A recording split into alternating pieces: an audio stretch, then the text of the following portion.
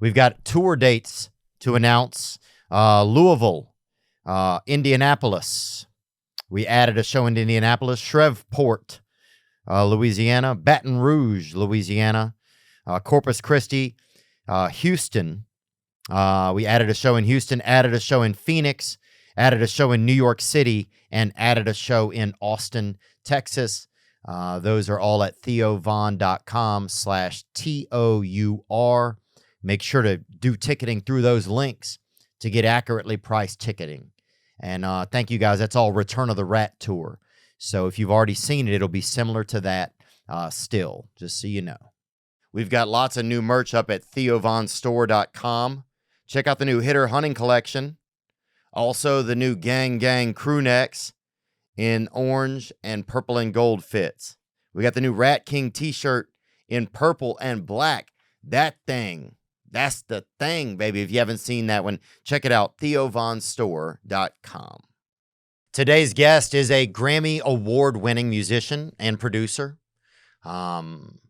He's one of the most creative people I've ever met. He's a friend of mine. And he's someone I really enjoy talking to, and I haven't gotten to speak with him in a while. So I'm grateful for our opportunity today. He has produced music and written music for and with some of the top artists in the world. I'm excited today to catch up with him, to learn a little bit more about his creative process, and to just spend some time furthering our friendship. Today's guest is the one and only James Blake. Shine that light on me. I'll sit and tell you my stories. Shine on me, and I will find a song I will sing it.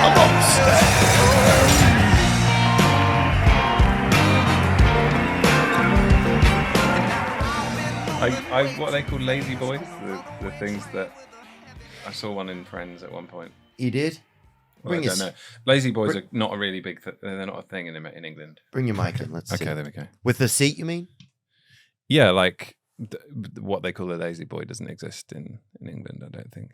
Well, I think because we got it once they got to America, people probably got more lazy, I would guess, right? And they're like, do you think that's what it was? It was. Okay, so it's a self-fulfilling prophecy. I feel like a little bit, maybe. It's a circular situation. Like, I think the first chairs didn't even have a seat on it. It was just like a piece, just straight up piece of wood. And then someone lazy sat on it. Yeah. And then they had to create. Yeah, they're like, this can be better. Right. Yeah. Right. That's interesting. It's funny that we got to America and created a lot of like lazy stuff, maybe. I don't know where the lazy stereotype came from. I mean, it seems like a pretty industrious place. Yeah, especially around the time when they got it. Well, I think, because then they hit the Industrial Revolution, I think I don't know when people even got here. I mean, there's a lot of speculation, but you're originally from Britain. I'm from England, yeah. You're from England. And so if somebody says England, is that more top shelf than saying Britain? No, I'll be careful how I say this. No. It's not. I mean, everywhere in Britain is, it's just a sort of it's a collection of places when you say Britain. And I'm part of Britain as well. I'm part of the UK. I'm also probably a mix of a lot of different things, historically. So I think I'm a bit Irish, bit Welsh. Ooh, the Welsh I hear about sometimes. Yeah, they travel. Is Darren? Well, is he I'm not Welsh? sure if they Darren travel, Till? Do you think is he Welsh? That UFC guy? Look that up, Zach. Can you look up if Darren Till is Welsh? I don't know. You know what? I've really lost track of UFC recently. I don't know why. Yeah, I haven't watched it for a couple. He's English. Years. Can he be both? He could be both. He could be both somewhere. I mean, the Welsh I think it's a dominant gene. Ooh, he's a Liverpool man. Yeah, I wish I had a better. Okay. I wish I had a better chart about the British. I don't have a good. I believe in it. I've seen a lot of the. I believe. I got to see. I wish I knew more about About the British. Yeah, just kind of what it feels like. I feel like you have better posture inside of your soul. That's what I think it feels like when the British, they have like. I think this myth that we're sophisticated is pervasive, right? But I honestly don't know where it comes from, and I think it's just the way we sound. It's not real. You know what I mean? Mm-hmm. I think sometimes phonetics and like someone's accent can make them seem something, and then it's just all can be complete bollocks. I mean, yeah, because the British, they sound like when they're talking like there's perfectly set silverware on the side of their mouth. That's what it feels like to me. Yes. When I hear someone British talking, like even to that little spoon, and you're like, "What is that for?" You know? Yeah. Well, and they say it's for shrimp, but you're like, "How would you even use this on a shrimp?" You know, without being a pervert. The little spoon. You know, the little spoon. The little spoon is for sugar in tea. I guess I really don't know. I mean, the spoon differences in size of teaspoons here. It catches me out a lot just when I'm making. If you want to make anything.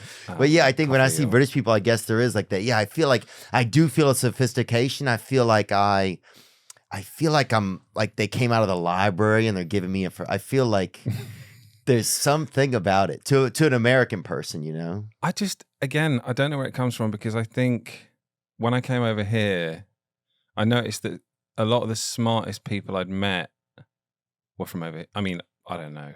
You know, it's just... You got smart people everywhere, dumb people everywhere.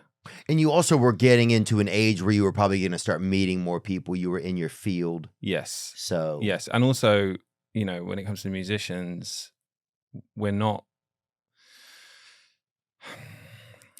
tend to be the most kind of articulate people for some reason. I think we're not the best people to have conversations with. I find that with musicians. So I had to branch out, not because I'm such a great conversationalist, but because I noticed that a lot of my conversations with musicians tended to be more one-dimensional. And then outside of that, there wasn't like a broad, and I myself didn't have like a broad knowledge of stuff. And because I think music sort of funnels you into like it's a bit like, it's kind of like Pavlovian conditioning, right? If you get, if you're rewarded for kind of your primary way of speaking, which is through music, probably. If you're like a writer or a musician, the likelihood is that you're better at articulating your emotions through music, and then outside of that, you can be kind of stumped. Which is, I think, you find like a lot of like very sort of socially anxious musicians and stuff, which I've definitely been myself. And then. Yeah, and then you're rewarded for that one expression, constantly. Right, maybe, of course. Maybe you become successful, hopefully, and then people pay you for that expression. And no one's paying you to talk. Yeah. No one's paying you to express yourself in any other way or be funny or whatever it is. Right. So yeah, you can have so much you start to feel like that's where some of your reward is at, and so that's where most of your value is at, and so then. Yeah, it makes sense to me. Yeah, and then I think after that, you just start to, all the other muscles atrophy. Right, so then chatting is not, I mean, when I met my girlfriend, I wasn't really finishing sentences. Because I don't think anyone was sort of required me to. Yeah. They'd just be like, "Oh, we know what he means." That was probably very funny wherever that was going. It's funny. Well, this is great because this is how you and I met. I met your girlfriend. Yeah. And she was a comedy fan. She loves comedy. Yeah. She loves to laugh, and she introduced me to your special. Oh, she did. Yeah, and we came to see you. Oh, that's right. The first one. That's right. You guys came to see me. Where did we see you? Comedy Store. What's it called? Yeah, Comedy Store. Comedy Store, yeah. Well, yeah, because I remember one time I saw her at the Comedy Store, and she was like, yeah, I'm going to catch a Uber or something. And I was like, I'll give you a ride home, She's like, I don't live far. And I'm just thinking, like, I'm like, beautiful girl. I got my hopes up. I got my hopes up, bro. My hopes have been, I couldn't even, my hopes have been lost. I've been like, I'm like literally while she's talking, I'm like, hopes, get over here, man. I'm going to pick you up. So I got my hopes up and I drive her, it's in Hollywood and it's kind of in the hills. It's in a nice place. It was a couple of roads. Yeah. We've actually moved since then. So. Not far. Yeah. Not way out there, Yeah. But, and then she's like, you have to meet my boy. Well, that's not a good impersonation of her, but she's like, you've got to meet my boyfriend. Yes. And I was like, oh God, he sounds like a great guy. And she goes, no, he would absolutely love you. Or she might have already said that he's a fan of yours. Or Yeah. And then you guys came to the Comedy Store one time. I was very nervous to meet you at the time. Yeah? Yeah, I was. Well, yeah, because I think, there's this mutual appreciation, I think, between comedians and musicians. I think a lot of musicians want to be comedians and a lot of comedians want to be musicians. Yeah. And, that's like a general rule. Although I haven't ever heard you express interest in being a musician, nor do I want to be a comedian. But I think I didn't really have any comedian friends at that point. Yeah, and we'd been watching a lot of stand-up comedy, and we'd been going to the Comedy Store, and we've been going to different shows, and I just kind of felt intimidated by the idea that I needed to be funny. Oh, I thought not only did I really respect what you did, but I don't really get starstruck particularly. Yeah. Because just through exposure to, the industry and stuff. But in this one way, I sort of felt insecure. I was like, wait, I think I told you this before. I was like, do I have to be on? Do I have to be funny and be smart and whatever? Because your comedy was smart and it was funny and I was like, what's he? And I didn't really understand the difference between the stage and the off stage kind of person, really. Well, I think it's interesting because, it's funny when I've talked to you, sometimes I'm like, dang, do I need to know a lot about music or can I just share about music how I think and feel about it and that I don't know that much? Do I have to pretend like I know all of the names of every one of your songs? I think that happens a lot of times when you meet somebody of a certain thing, a certain genre. What are they going to expect? You do. That's so interesting. Yeah. So, I'll be quizzing you on that later. If when you're ready. Okay. Yeah. I do have some favorites, man. It's funny you say that you're not that what do you say that words weren't very articulate. Yeah. Well, I'm not saying I'm not in any way articulate. I'm just saying that as a general rule, right. Musicians, I had to find my words really. It was a process. I think if you'd met me maybe sort of 7 or 8 years ago, I probably wouldn't have sustained a friendship for a start because I think I would have been intimidated or not been socially kind of comfortable enough to be, especially not to do this. I mean, there's no way I'd have come in here. This would have been way too much. Wow. Yeah.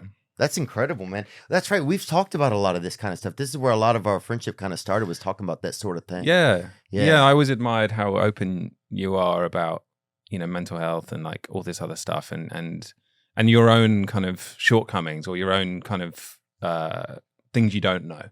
Yeah. That's always been amazing to me. And I think that's probably, to me, is a huge strength of yours is being the voice of people who are afraid to ask questions because they're worried that they're going to be, made fun of or in some way kind of mocked because there are a lot of things. I mean, it's hard to do sometimes. It's hard to ask the question, especially when you feel like the world is so fast and it knows more than you. Yeah. Especially these days, if you feel like you're sometimes from a certain area or from a certain financial class, I would be scared. I remember when I was young to ask questions in a nice person's house. Right. If it was a dump, I was just, you know where you are with that. Yeah, dude. I'm just out, I'm Alex Trebek in there if it's a dump. But if it was a nice place, I'm like, whoa, I shouldn't be asking nothing in here, right, right. What does a little spoon do, Stuff like that, yeah. But it's interesting how different little comfort worlds that people find and and where you're okay to communicate. And Yeah. yeah, it's scary. Communication is kind of interesting. I mean, obviously it's interesting. That's kind of a silly thing to say, but No, but you do it really well, and I think you managed to. I mean, I don't know how you sit and talk like on your solo shows. oh, it's miserable sometimes. It must. I mean, it must get hard sometimes because I don't know how you sustain that level of talking for that long. It's like an improvisation. I sometimes. I mean, I was thinking about it yesterday, thinking about things that we have in common, because I just there's some like I know we have some kind of like friend chemistry that I sort of like, but as on top of that, I think we have a kind of there's some similarity between the way you think and the way I think when it comes to music, and I think sometimes when I see the way you're reaching for words, it's like I find when I'm reaching for chords, sometimes I have to find a kind of abstract chord or like some kind, well, maybe an unusual chord or whatever to nail the emotion I'm looking for, right? And it's because the standard ones won't do. The standard ones don't quite scratch the itch of what I'm trying to think. Yeah, the Roy G. Biv, it doesn't have enough color. It's not the yes. You're very specific. Yeah, and it's like looking for that very specific hue. And you seem to do the same thing with words. It's like when you're looking for like a word to describe it. I don't know, it was like a dog, it's like a floor bearer. I can't remember. You just have this like, Yeah, you want to get specific because you want them to know exactly what you feel. Yeah, and it's like or what you mean. Yeah, and so the basic language doesn't always cut it. That's interesting, man. You have that. What is it? You have that lyric. I could drink a case of you and not fall off. Oh well, that's a Joni Mitchell lyric, which is it is. It is. It's an even better lyric than I could ever write. Yeah, that's a cover. Yeah, oh. No, it's a cover, but it is one of the best songs ever written. So I didn't know that. Yeah, that's so good, man. Thanks, man. Yeah, yeah. Thank you. On behalf of Joni Mitchell. Yeah. What is something that I love? I gave you punchlines. Oh yes, man, that's a good one. That one really, really resonated with me. I gave them punchlines. They gave me warning signs. Yeah. That reminds me so much of your music to me matters. I mean, we'll get into your music. So much of like that is my song. Yes, that is. That's my. We were the way we say what you will. Say what you will. Yeah. God, dude, yeah. Thanks, man. Appreciate it. Yeah, I gave you punchlines. You gave me warning signs. That was like my whole. I felt like that was my whole childhood, man. Wow. It was like, all I had was like the way to make people feel something was through laughter or something. And it was so like, but everything felt like a warning. It was like the whole world felt like everything felt like warning signs. Like any reaction people would give to me, I had to monitor every moment of it because I was always scared when it would go from everything was okay to everything was not okay. Yeah. And man, you have such a way. It's like watching somebody. Well, first of all, you're like a sound monkey. You're like, oh, you're listening to your music and you're like, oh, that's a sound? Okay. I didn't know that was a sound. You're like, I can almost see this like chimpanzee like swinging out into the unknown and then being like, this is a sound, you know? Yeah. It's well, you're doing that with what you do that with words. It's funny. And maybe that's some of what it is, Maybe I think some of it. In like what you described earlier, like just then, the kind of exploration, it's like when in order to emotionally regulate yourself, you've kind of got to find words or comedic moments or chords in my case to just make it feel better. And that happens once and it feels a little bit better and you're like, okay. You subconsciously twig that that's now going to be your, and But yeah, so Like, this is a place to go. This is a court I can use. This is a Yeah. nice landing spot. Or, Yeah. or a foothold. It's almost like you're doing some mountain climbing. Like, this is a grip. Exactly. And it's not. It's like I remember, like, when I was a kid, there was this one standout. I mean, it was a small moment, but I remember it very vividly, which was where my friend was really was one of my best friends. But I didn't have many friends. I'd have like one friend at a time. It was like like a shop. It was like one in, one out kind of thing. And I just had this day where he just relentlessly took the piss out of me, right? And he was just being so cruel to me. And I think that when somebody was my only friend, I think they felt they knew they could do that, right? So just, when I was much younger, like 8 or 9 or something. Anyway, so this kid is I'm just like, I was just feeling terrible. And I go into the other room and I start playing piano. I just get up and I just go and start playing piano. He comes in and just mocks me even harder for coming over to play the piano to is this your sad song that you're writing? Because blah, blah, blah. And I remember thinking at the time, yeah, it is the sad song I'm writing because you're taking the piss out of me. It is the sad song. And that just is and always was my my way of it's like if I became like a pressure cooker, emotionally, then the only thing I had, the only outlet that Was I had music. was music. It was the only way I could get it out. Or if you were like even like a rice cooker, like that was your rice. That was my rice. Yeah. That's cool, man. Yeah. And I learned to make, like a sous chef, like a Japanese sous chef. I learned to make the rice so many times, day in, day out, that eventually I became a restaurateur. I was going to say Michelin star, but that would be Okay. that would be high, I highly think- self-aggrandizing. I think that's easy to say, man. I think a master of musical rice. I got good at rice. Basically, Yeah. to put it simply. I want to let you know, if your New Year's goals are to manage your budget better and to save money, then you need Rocket Money. It's that simple. That's right. You can say goodbye to last year's outdated, disorganized methods of managing your money and say hello to Rocket Money, the best way to hack your finances in 2023. Over 80% of people have subscriptions they forgot about. That's right. You have maybe Netflix or Butcher Bobby, and yet every month some dude's sending you a filet of something. Deer meat, veal, human. Damn, I maybe seen your name. You don't know. Shit, you're eating it. Maybe you're eating a steak and there's a damn set of keys in it. Like, damn, all right. But this company helps you keep tabs on what you're paying for, because a lot of these subscription services make it too hard to cancel.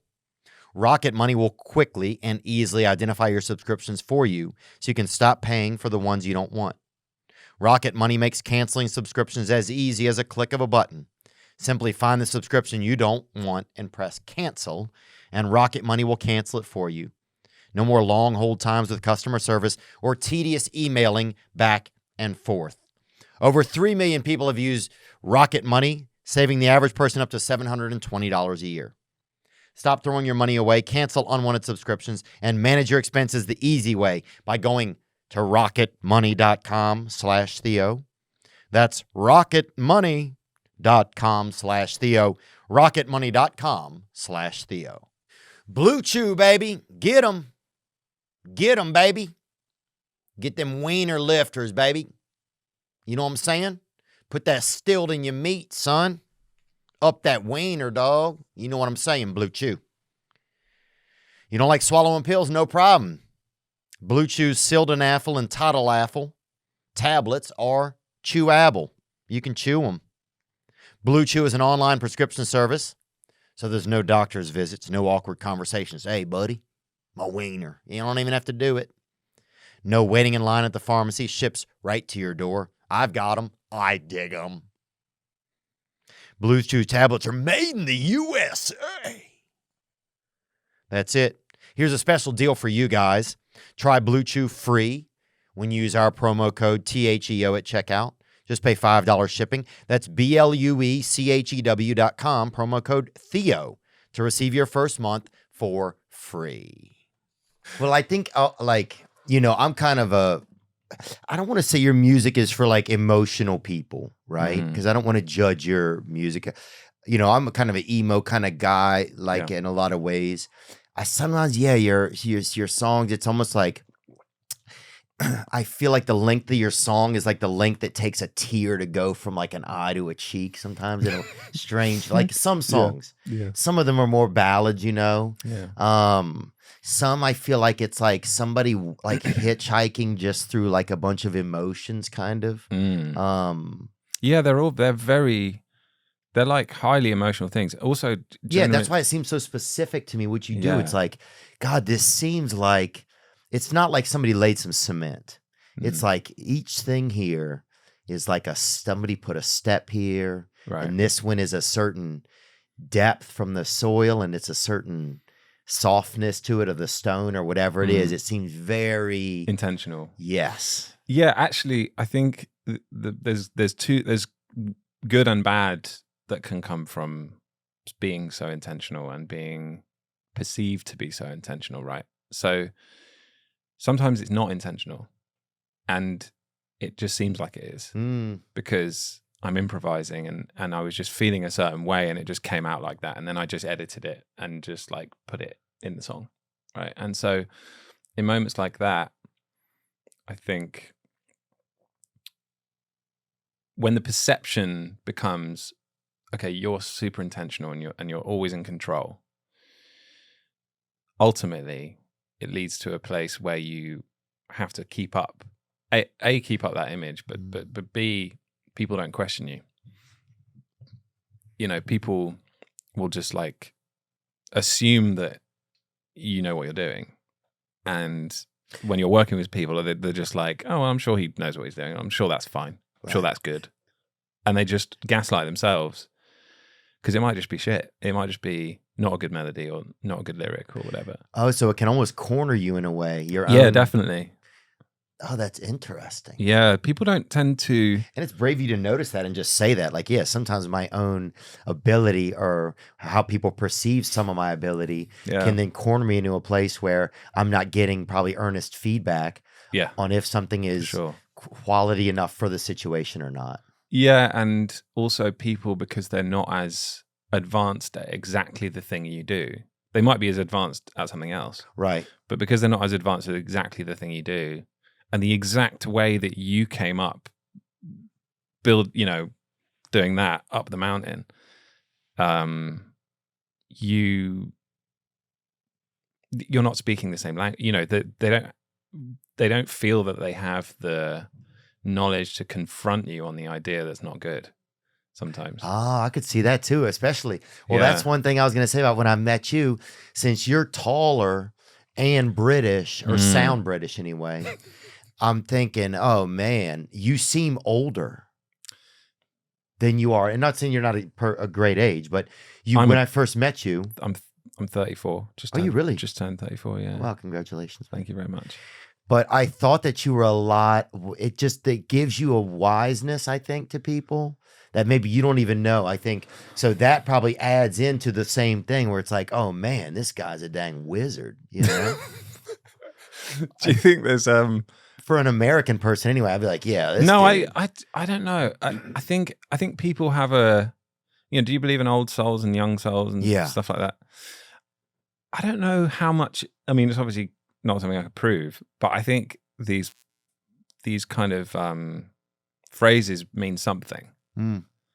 Right. I don't know if they always mean exactly what the literal sense of like, someone having been here many times or whatever.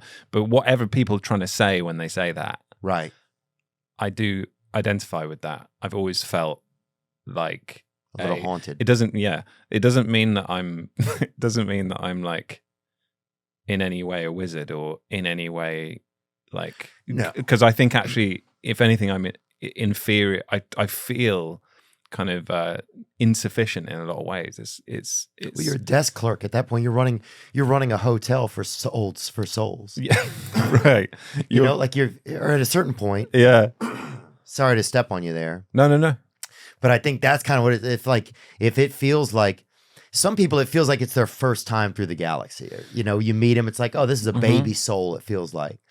And it's not even judging that if you feel like you resonate with being an old soul, that it makes you better or anything. No, it doesn't. It just makes you're a damn, you know. You can be more cynical. You can be more sort of jaded. You can be, you can feel kind of too much. You can feel too much. You can, easily overwhelmed. You can feel maybe, I mean, and these obviously these character traits aren't just applied to the old soul, but they can be applied to any, like, couple of different character or personality types, and like there's all sorts of psychological analyses and assessments that you could put on this. But I think I feel sometimes, I mean, my job extends beyond produce. I mean, I'm a producer, but I feel a lot of the time like a therapist, and like a therapist.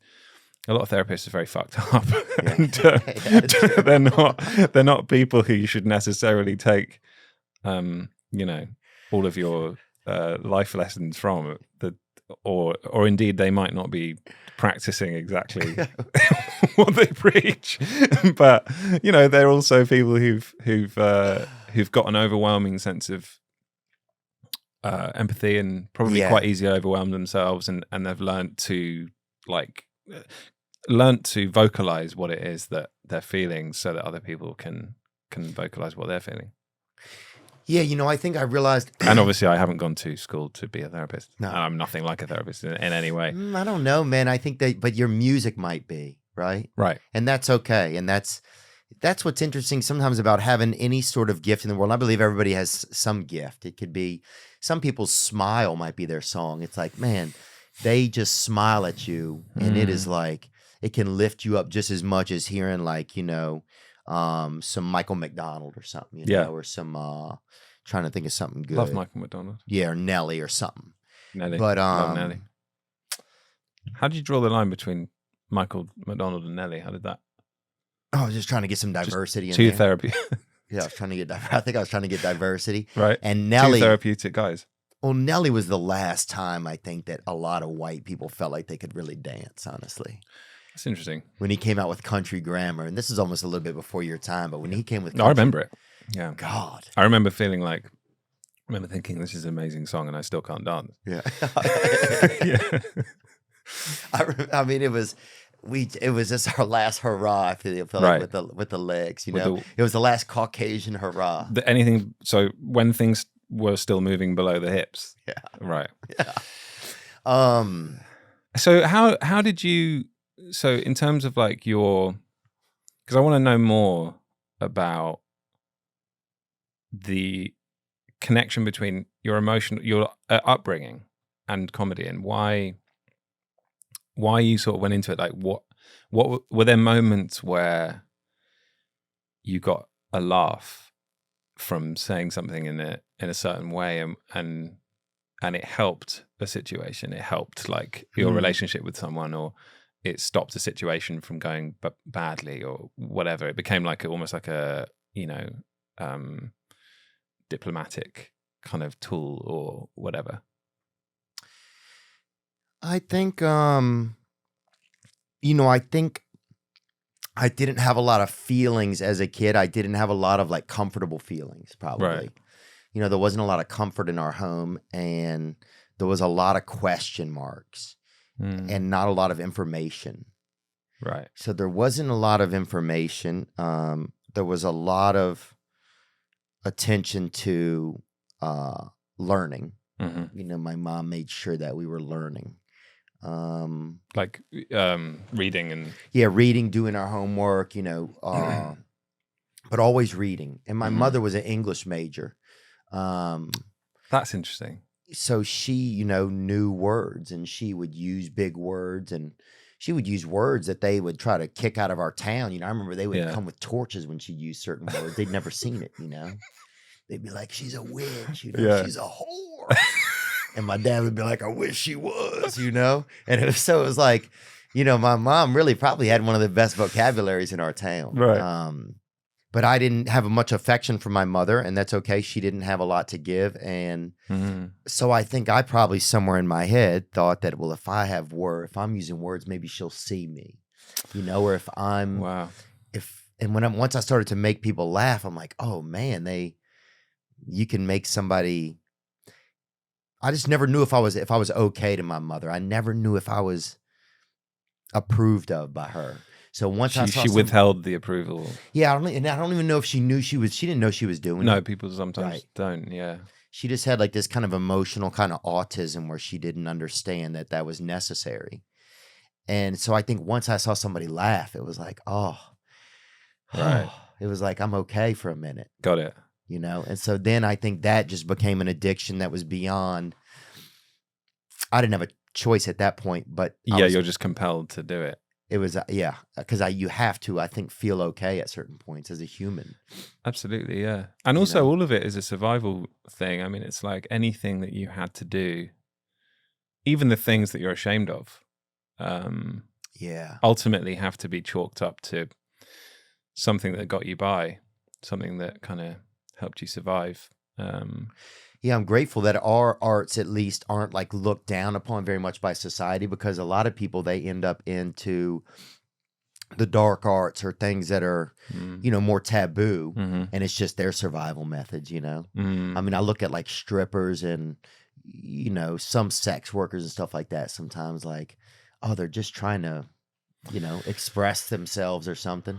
Well, yeah, I mean, I also, it's just a job, isn't it? And I guess I'm not overly educated on the complexities of sex work, but I'd say I would do a little. I probably, yeah. Ultimately, if it came down to it, to feed your family, got to do what you got to do. I mean, I felt like I was compelled to do music. Did you? Well, it sounds like it, even from that story of like, you know, you're like, I'm going to go in the other room here if my buddy's being a real prick, and I'm going to express myself, you know? Yeah. So, yeah, I think it's just interesting how our expression comes out. Like, yeah, I mean, maybe it was I wonder if it's kind of written, the writing's on the wall from the moment you kind of. Oh, is it destiny, or is it like. Well, it's like, I don't really believe in people being naturally talented. Particularly, I don't really believe in kind of genetic maybe predisposition, or like some inherited kind of consciousness, but I don't really believe in people being like born with a gift and shit like that. So do you believe that music, like, so you were very inclined, especially, I don't know all the instruments you play, James. Sorry, I've just got to pat this down because it so easily looks like I've got an erection when in this thing. It kind of like tense up like that very easily. Dude, do it. I mean, I'm having a good time, but I just wanted to make, you know. Sell some tickets, bro. Raise that tent, man. I could do a revival in there, man. It's good. Is piano like your main instrument? Is that okay to say, or no? Yeah. You play 100%. Other instruments. No. It is my main instrument, yeah. Right, because when I see you on stage, you're at the keyboard of the piano, right? Yeah. Okay. Yeah. Yeah, do you feel like that art is just like an energy, and it's going to come out of people. It's going to find its way out into the world because it's just the way the whole world is kind of put together, that the energy has to come out.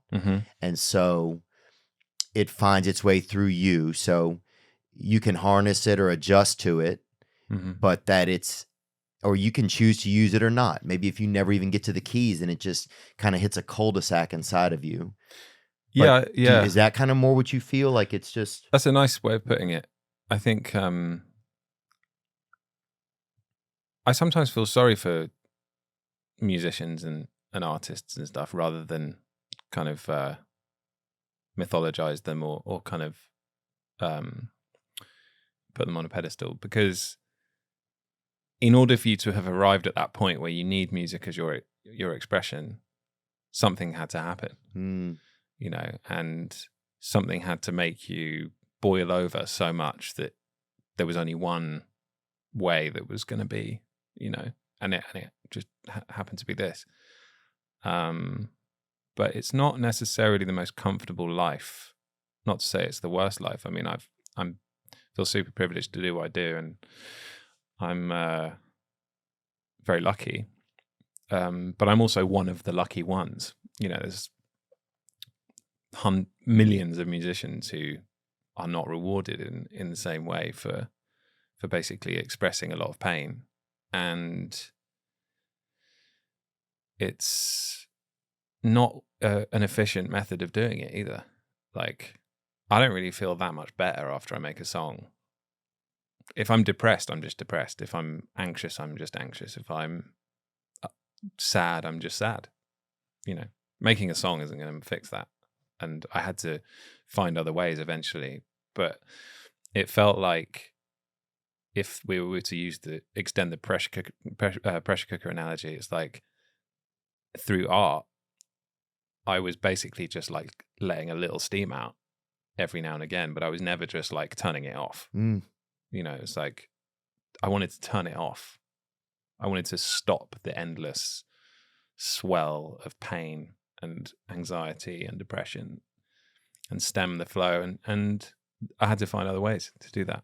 And once I did that, I was able to look at music a bit more objectively, and it didn't have to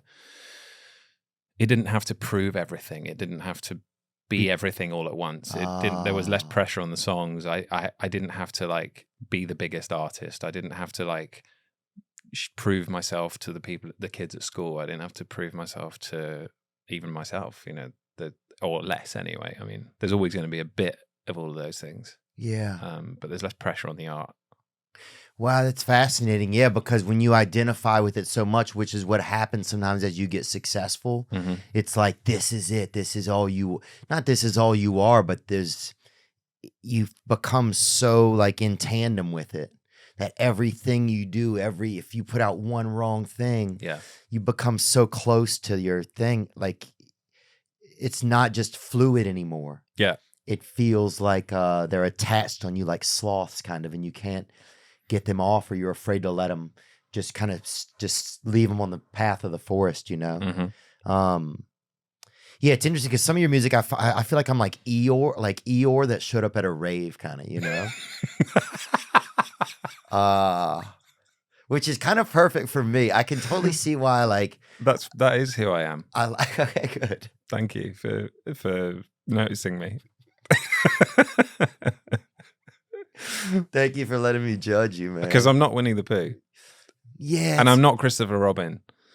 No, even though, but that's the I think you might be. You. I think you might be Christopher Robin. I don't know. Maybe I got to look at some of his. You might be Winnie the Pooh, actually. I think I'm crossed up. I think they had a child. It could have been. I mean, who knows? They walked off into the sunset, and after that, we don't really know, do we? I know. We're missing a few chapters. Yeah. A.A. Milne let us down.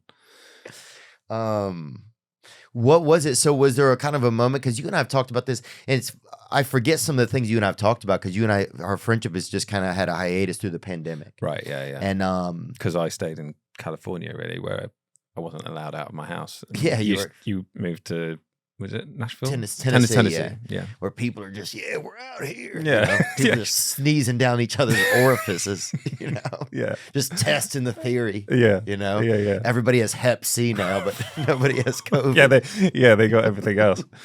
But yeah, was it, because I remember there was a time where you kind of were like, you and I talked about different modalities for relieving, like, whether it be depression or whatever's going on in our lives. Yeah. Did you have a time where you kind of came to a head with some of that sort of stuff? I did during the pandemic. Oh, you sure. You tried to get me on an EMDR. I remember. Yes, I did. I was evangelizing EMDR, and I even went. I even went a few times. And I see a woman now with EMDR. That's amazing. Yeah. And I mean, I remember you saying it helped, but initially the thing with EMDR is that you don't really, you don't go and then afterwards you like necessarily feel what's happened. It has this very strange, slightly sci-fi effect on you where you don't even remember feeling the way you felt when you went in. Tiny bit Men in Black. So a lot of people kind of come out of it and going, you know, oh yeah, I don't really think anything happened. But then they stop the pattern they've been in.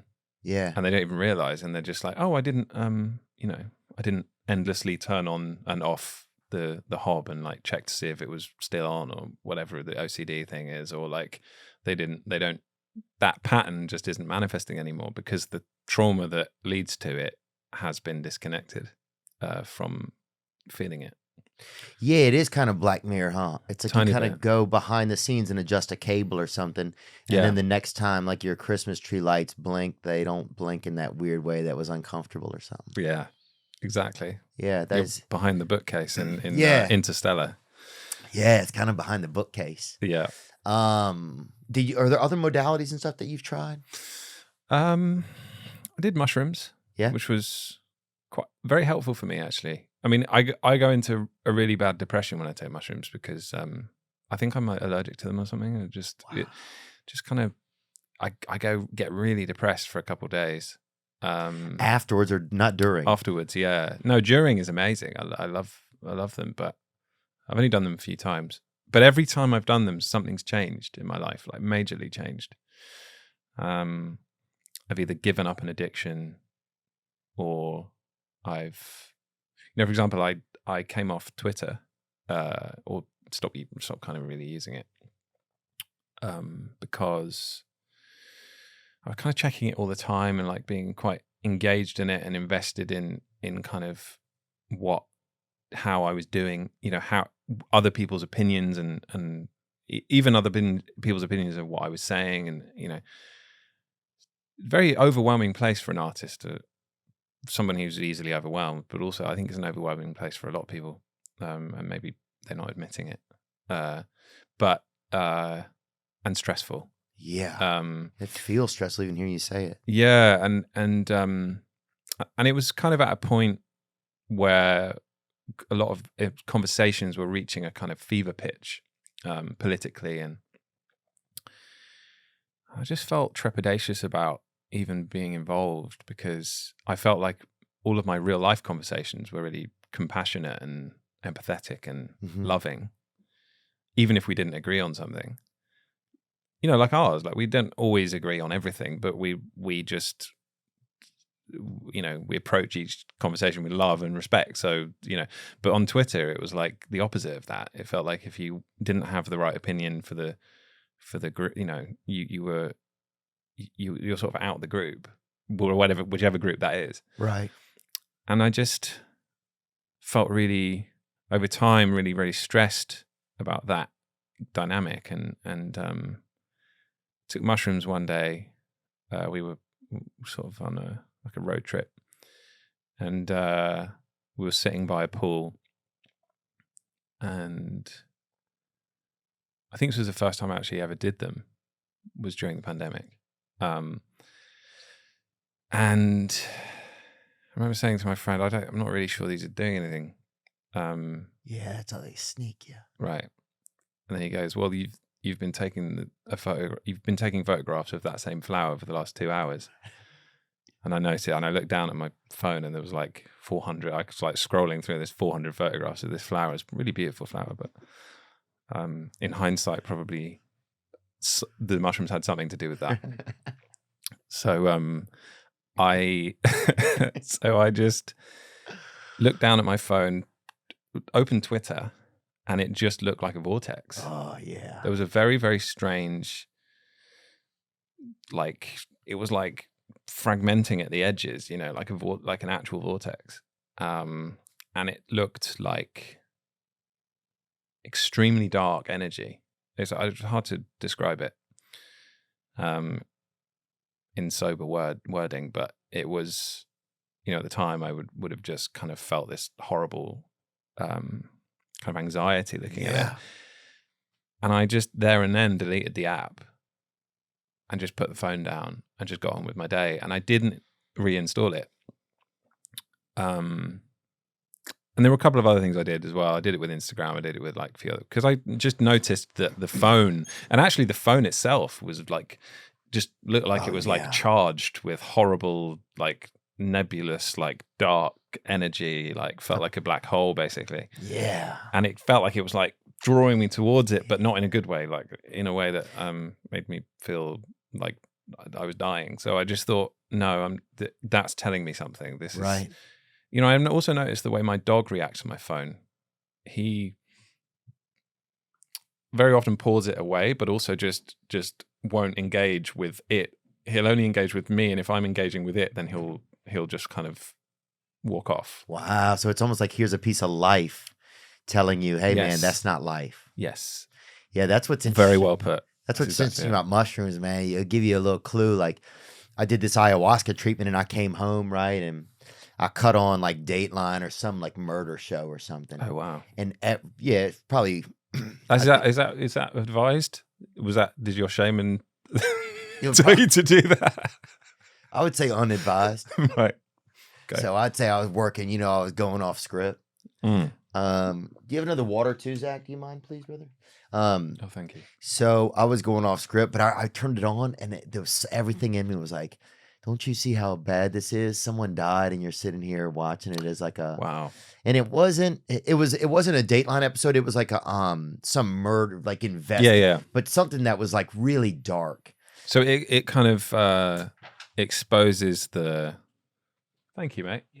Yeah, exposes sometimes like just a level of truth that I think the addictiveness of modern day society that we're not able to feel anymore. And it almost feels like something that you would have felt like a long time ago in like your ancestral like. Right. If you lived in a more sort of primitive, like back in the day, like more, no technology, no, and it's as if somebody handed it to you then. Yeah. You'd be like, this is and bad. and goes, when you wake up, you're going to check this, and you're going to scroll through all the things that are happening way outside of your group. You're gonna check for the opinions of others, and they're going to tell you how you're going to feel today. And you're going to watch a bunch of videos, and you're going to watch a bunch of people have sex, and you're going to like play games on here, and they're not here. They're not in front of you with all these other people. They're not interactions with real people. You're going to play games on this thing, and most of your interaction, you're going to look at this for at least 12 hours a day. And when you set this down, you're going to feel like there's nothing of you. When you set it down, you're going to be unsatisfied with what the world is like. Oh. Because this thing is going to stimulate you so much. If somebody told you that when you had no technology and you'd never seen anything like that before, you would tell them to fuck off immediately. Yeah. Get away from me with that fucking dark magic. I don't want to ever see you again. This show and episode is sponsored by BetterHelp. We are grateful for them. BetterHelp. If you've had, if you've had problems like I've had, organizing your brain, keeping your thoughts on track, getting into the mechanics of your brain. Sometimes you can't get under your own hood. That's the tough part. You don't know the right questions to ask yourself, and you can't do it alone. That's the thing. You can't do it alone. BetterHelp can help. Working with a therapist, they will help you get closer to the best version of you. If you're thinking of giving therapy a try, BetterHelp is a great option. It's convenient, flexible, affordable, and it's entirely online. Just fill out a brief questionnaire to get matched with a licensed therapist and switch therapists anytime for no additional charge. That's right. If you're feeling overwhelmed, if you're feeling you're just not showing up to life in the way that you want to, BetterHelp can help. They've helped me. If you want to live a more empowered life, therapy can get you there. Visit BetterHelp.com/Theo today to get 10% off your first month. That's BetterHelp.com/THEO. BetterHelp.com/Theo. I love how even your meanness is pretty kind. I don't want to ever see you again. You'd kill them. You might kill them. Yeah, you might kill them. You might kill them and throw this thing away so that no other human ever had to see it. Experience this. Yeah. And just, I mean, it goes on, you know, all your friendships are going to be kind of regulated through this thing. Well, you don't have a voice anymore. It's like the talent. If you get up and just stand up on a soapbox now and speak, You look like you look insane. look insane. Right. If you were to, yes. That's the crazy part too. So it's like we're all there's no. If I got up and just said like one of the more mundane tweets that I've ever sent, you know, hoping that a lot of people would be like, yeah, me too. Yeah. Like, yeah. And then it would just like spin into virality. And you just said it in the street on a soapbox, or you just got up and said it. People would be like, are you all right? Yeah. Go home. This guy's not doing good.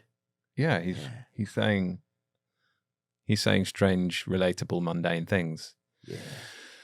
But I'm on my way to work and I need to go and get a coffee. You know, it's not. Somebody would be like, "You queer." We can take that out. But somebody would yell something like that. I'd be like, maybe, but you know, but also porridge can be made with milk and also water. Yeah, don't you know? Spread the news. Yeah, it's amazing with oat milk. You know, some of your journey with music as an outsider, you know, I didn't know even much about your genre of music until I met you. And I remember my girlfriend at the time, Megan, I think it was, we came to see you perform at a church over in the Presbyterian church, or was it in downtown? Was that wasn't the Wiltern? It might be the Presbyterian church. Yeah, it was like a cool nighttime show. Was it actually a church? I think it was. Yeah, then it was Presbyterian, I think. It was like some special show you were doing or something. It was really amazing. Thanks, man. When I got into more of your music, I listened. Like in the beginning, you had a lot of, or I don't know the total beginning, but early on, some of the stuff you released, like these EPs that had like, it was just a lot of beats and sounds and, you know, kind of wanderings. And less like lead vocals, more kind of abstract, like collages of shit. Yeah. Yeah. Was it scary to then put your voice out there? Did you always know you were going to? Because your voice is like a big thing, especially for someone who comes from a place of like, you know, uncertainty or shyness or, you know, some of the realms that we've talked about, like emotionally. Like, was that scary to put your voice out? Or did it seem like just the next instrument you had? It was. I mean, there was a lot of toxic masculinity floating around, especially at that time. But like, I remember when one of my earliest memories was, I was upstairs in my parents' house and I was like 12 or 13 or something. And I was playing what I used to do. One of the ways I learned to train my ear, which I didn't realize I was doing, but I just enjoyed doing it, was I'd play to records. So I'd put a CD on and I'd sit at my like keyboard, like, you know, cheap, just piano keyboard thing, like electronic kind of think Ross from Friends, you know, doing the thing, pressing the little drum thing and playing. Yeah. And then playing to the CD and learning all the like vocal runs and like learning how to play the chords and like Stevie Wonder and like Mariah Carey and all these people. And I was playing, at the time I was playing with the Whitney Houston song. I can't remember the name of the song. Very famous song. I Will Always Love You, that? No. It was I believe the children are the future. Teach them well and let them lead the way. Yeah, you still remember the lyrics. Amazing. Yeah. So good. That one, I loved that song, and I was playing it, and the chords are amazing. They're like they're a tiny bit cheesy. It's a bit of a cheesy song, but it's like one of the best ever, slightly cheesy songs, pop songs. And so anyway, I'm singing it at the top of my lungs, and the window's open, and I've got a couple of friends who live 4 doors down, right? And I'm playing very loud. I didn't realize the window was open. Open the windows. It's your first song on the radio, basically. Basically, yeah. And it's me broadcasting this extremely kind of, I'd say at that point, you know, being a young man, very Billy Elliot type moment. Very, very, very, yeah, like very, like I'd say in terms of our understanding of masculinity at the time, not the most masculine thing I could be doing. Right. Right. And I remember at the time, one of them shouting some homophobic slur from 3 doors down. Oh, dang. And just being like, you sound like blah, blah, blah. Yeah. And it really like crushed me at the time, because I didn't see music through a lens of like sexuality, and I didn't see the problem in being gay or being bi or being anything. I just was like, but I did understand that there was a social kind of rejection of being gay and a social, all that. And I just kind of froze, and like I started to associate music and singing with something shameful and feminine, and like all these things that like were not accepted. It went from like 100-meter dash to like just like hurdles now. Like where you're like, now these different things, I have to make sure that they check enough of these things. Yeah, like don't be too don't express yourself too much, because then you're this, and so I sort of kept, and it wasn't just that, but there was multiple reasons why. And they really showed anyone that I sang. I would go to the practice rooms at school every day, and I was very often like extremely sad and depressed, and kind of going in there and just playing and fucking crying and like being very British. Very British. Is that British thing, Extreme. kind of? Well, no, the British thing to do is to not find an outlet at all, and then just abuse somebody. Oh, yeah. Whether it be A continent, physically or emotionally, or indeed in any other way, just find someone to kind of or not even just someone, but everyone. Yeah, just like make other people experience the pain that you're supposed to process. Wow. So I actually found a way. I found an outlet, so I didn't have to like be a cunt to everyone else, basically. And I found myself just keeping it a secret. That you had this talent. Yeah, like, or that you were expressing I could yourself sing. This way. Yeah, that I could sing, and that I could sing. By that point, I was a good singer. By the time I've been singing since I was 2. Yeah, I mean, you hit some notes where I'm checking my watch. I'm like, is this note going to end? This dude is. My gosh, it's like waiting for a long train to pass. I feel like there's one of those American like, trains. Jesus, God, this guy's just the Amtrak. This guy's riding the B flat to north. Yeah, so that's like I ended up, to cut a long story short, eventually I started a little bit singing in like school, like assemblies and shit, but I generally just kept it quiet. And then when I was making music, I think I carried over that shame, and I just the dance music scene was super male dominated, and a lot of the discussion around it is like it's very it was very toxically masculine at the time. And so when I started to sing, there were a lot of comments a bit similar to what the guy had shouted at me 3 doors down, like just very like, but they couldn't say like, because things had moved on and they were adults, and they didn't want to like expose themselves as being homophobic or whatever, but they were saying stuff that kind of like almost dog whistling, like you can't do this because that's this, right, and kind of just discouraging me from expressing myself, basically. It's such a weird pattern of comfort that there's almost a comfort in people even doing that. Yeah, it's like this old thing. It's like, I would always envision like there's some black kids on a white guy's lawn, and the black guy comes out and yells the N-word, but then he goes inside and he's learning the moonwalk. It's like, what's the analogy there? I'm trying to put it together. I'm trying to understand what you mean. I think it's that somebody will just say something that they like has been like part of a pattern. Okay. But then they don't even realize they're going inside, and now they're trying to learn like a black guy's day. They've been practicing. So the white guy is saying the N-word, or the black guy is? The white guy, or the white guy's Oh, yelling. I see. Sorry. So their culture, they're racially kind of living a double existence in the same. Yeah, and you don't even realize it. It's like, because then they're like, they have like hate they're saying hateful things, but ultimately they still But they're also learning part of this culture. They're learning like a music or a dance or something of this culture at the same time. Yeah, they're confused basically. Yeah, or just like some things are just patterns. They're not the best patterns, and obviously, but some of the even hateful things people say are just like they don't know what else to say. They're ingrained. Yes. Also, they can be so deeply ingrained in people as a kind of like form of expression that they're not even aware of what the words are, what they mean. Yeah, what they lose.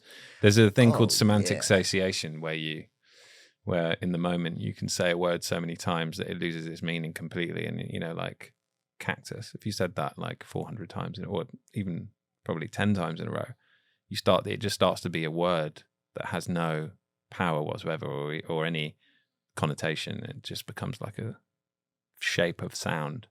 Well, you hear that even with music. You hear a song so many times, it's like, I'm going to listen to this my whole road trip, and then at the 30th time you're done. Yes. So is there another evolution you start to feel like for your music, and not that you need one or anything, but I think we always need one. Yeah. I always want to. But even by putting your voice in, right? So at one point it was like, okay, I'm going to put my voice in. Like that's something new and different for me, kind of, or put my voice out there to people attached to my music. Do you feel like there's just? I'm just trying to think like what would something else even look like? I guess like a band or. Oh yeah, well, I kind of have a band we play with live, but there's always a slight insecurity in me that like I'm not changing up enough every phase that we go into, like whether it's a new album or something like that. But I've tended to find that the 3-piece band that I play with is just the best for me, and it's always kind of been that way. But singing is like, it's a form of expression unlike anything I've ever had. Yeah. And I guess I just love doing it, and it really like, it feels great, and it's always challenging, and it's like even just staying on the note. Like I have this voice where I can kind of easily fall off the note, and it almost sounds like I'm about to fall off the note, but hopefully I don't. Sometimes I just do. But I don't have the most pure, clear voice. Someone like Whitney Houston, for example, is just like, super defined notes. A lot of mine are quite precarious. I think it's a perfect example kind of you. It's, I don't know, man. It's really interesting to know you and hear your music. Same with your comedy. It's interesting to see. It's kind of fascinating. Because one thing I always sort of found fascinating was just how you've internalized your childhood and like the way people, like all of your memories of all the stories you have of like where you grew up are so vivid. I can't remember most of the people in my town. I mean, I remember some of them, but I feel like we grew up in pretty different places, and a lot of the things that you remember and pick up on of the people that you grew up around, maybe it's the way you're telling them, but a lot of fucked up shit happened near you. Oh yeah, a lot of pervs, I think. We grew up around there, a lot of people perving out. Well, I think when people don't have much, they play with their body, or they're like, you get reduced to kind of real limbic type of behaviors, sexual or perved out, or, and especially you get out there in the rural areas where people aren't as educated. There's a lot more kind of, I don't want to say incest, but people touching each other a little early. Yeah. And that sort of behavior. And I grew up in, the kind of the countryside, or not, it's not the countryside. It's like, did y'all have a horse or anything? Towards it. Didn't have a horse. Okay.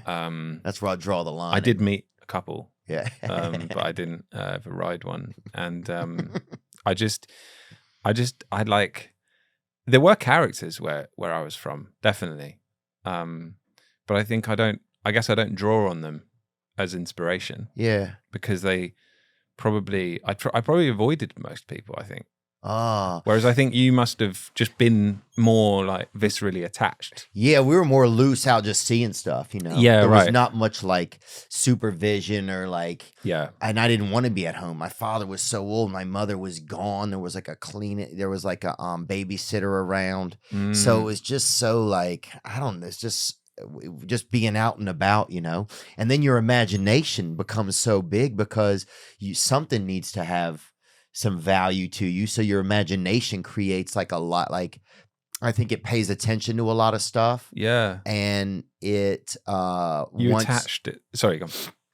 It wants you to have a bigger world. So your imagination gets attached to something else inside of you and they kind of grow synonymously, maybe. Yeah, because do you feel like when you go into rooms with people in like Hollywood or even just anywhere you are, do you feel like your imagination is sort of overgrown in a way that theirs hasn't? Do you sometimes feel like you've still got the curiosity about people and about like things that a lot of people seem to have? Like you have quite a like zest for that kind of thing that like a lot of people don't seem to have. Like you're keen to like observe the thing that a lot of people wouldn't have noticed, which that in itself is like a love of life. It's not, even though like I know that you've gone through a lot and you've talked about bouts of depression and bouts of kind of not being interested and stuff, but it's like even at your least interested, even at your least engaged with humanity and everything, you still seem so curious. Well, thanks, man. I think, some of it is, I think you start to develop a sense, I need to know what is very important to this person that's in front of me right now, because if I need them, or if I need to let them know I need communication from them, or I need them to see me, I need to be able to get to them immediately. Yeah. So maybe there's a part in you that's like, oh, you can tell this about them, or you can tell this, or you could see by the way that they turn their neck or fix their hair or put something in their pocket that you can envision this bigger world behind them that you can either make a way for it to be funny to them, or it can be really acute to them and it can be very factual. Maybe sometimes I think you just develop this sense in case I need someone. Yeah. I need everything I can get to show this person that that I can attach to them, like a detective. Yeah, I think it is. I think a part of you kind of becomes some type of a detective, because it's like you're noticing stuff on people. It's like when in detective shows where they're like, yeah, well, his right shoe had a lace untied. Yeah, which means that recently he was. And it's like he's the kind of person who he's not. No, he doesn't have OCD. He's not paying attention. Right. He's loose. He can't be trusted. But it's like they'll draw all these conclusions from just like one aspect of someone's appearance or something. But you would also do it on the other side. You would know what could hurt that person. Right. Right. And you could know. Have you ever used that and then regretted it? Oh yeah, I think growing up, especially as a defense mechanism, you would use it. Yeah. Around our house, like with communicating with my brothers and sisters, it was the only way we communicated was very rudely. Making fun. There was no like affection. Nobody like taught us you got to be brothers and sisters. There was no.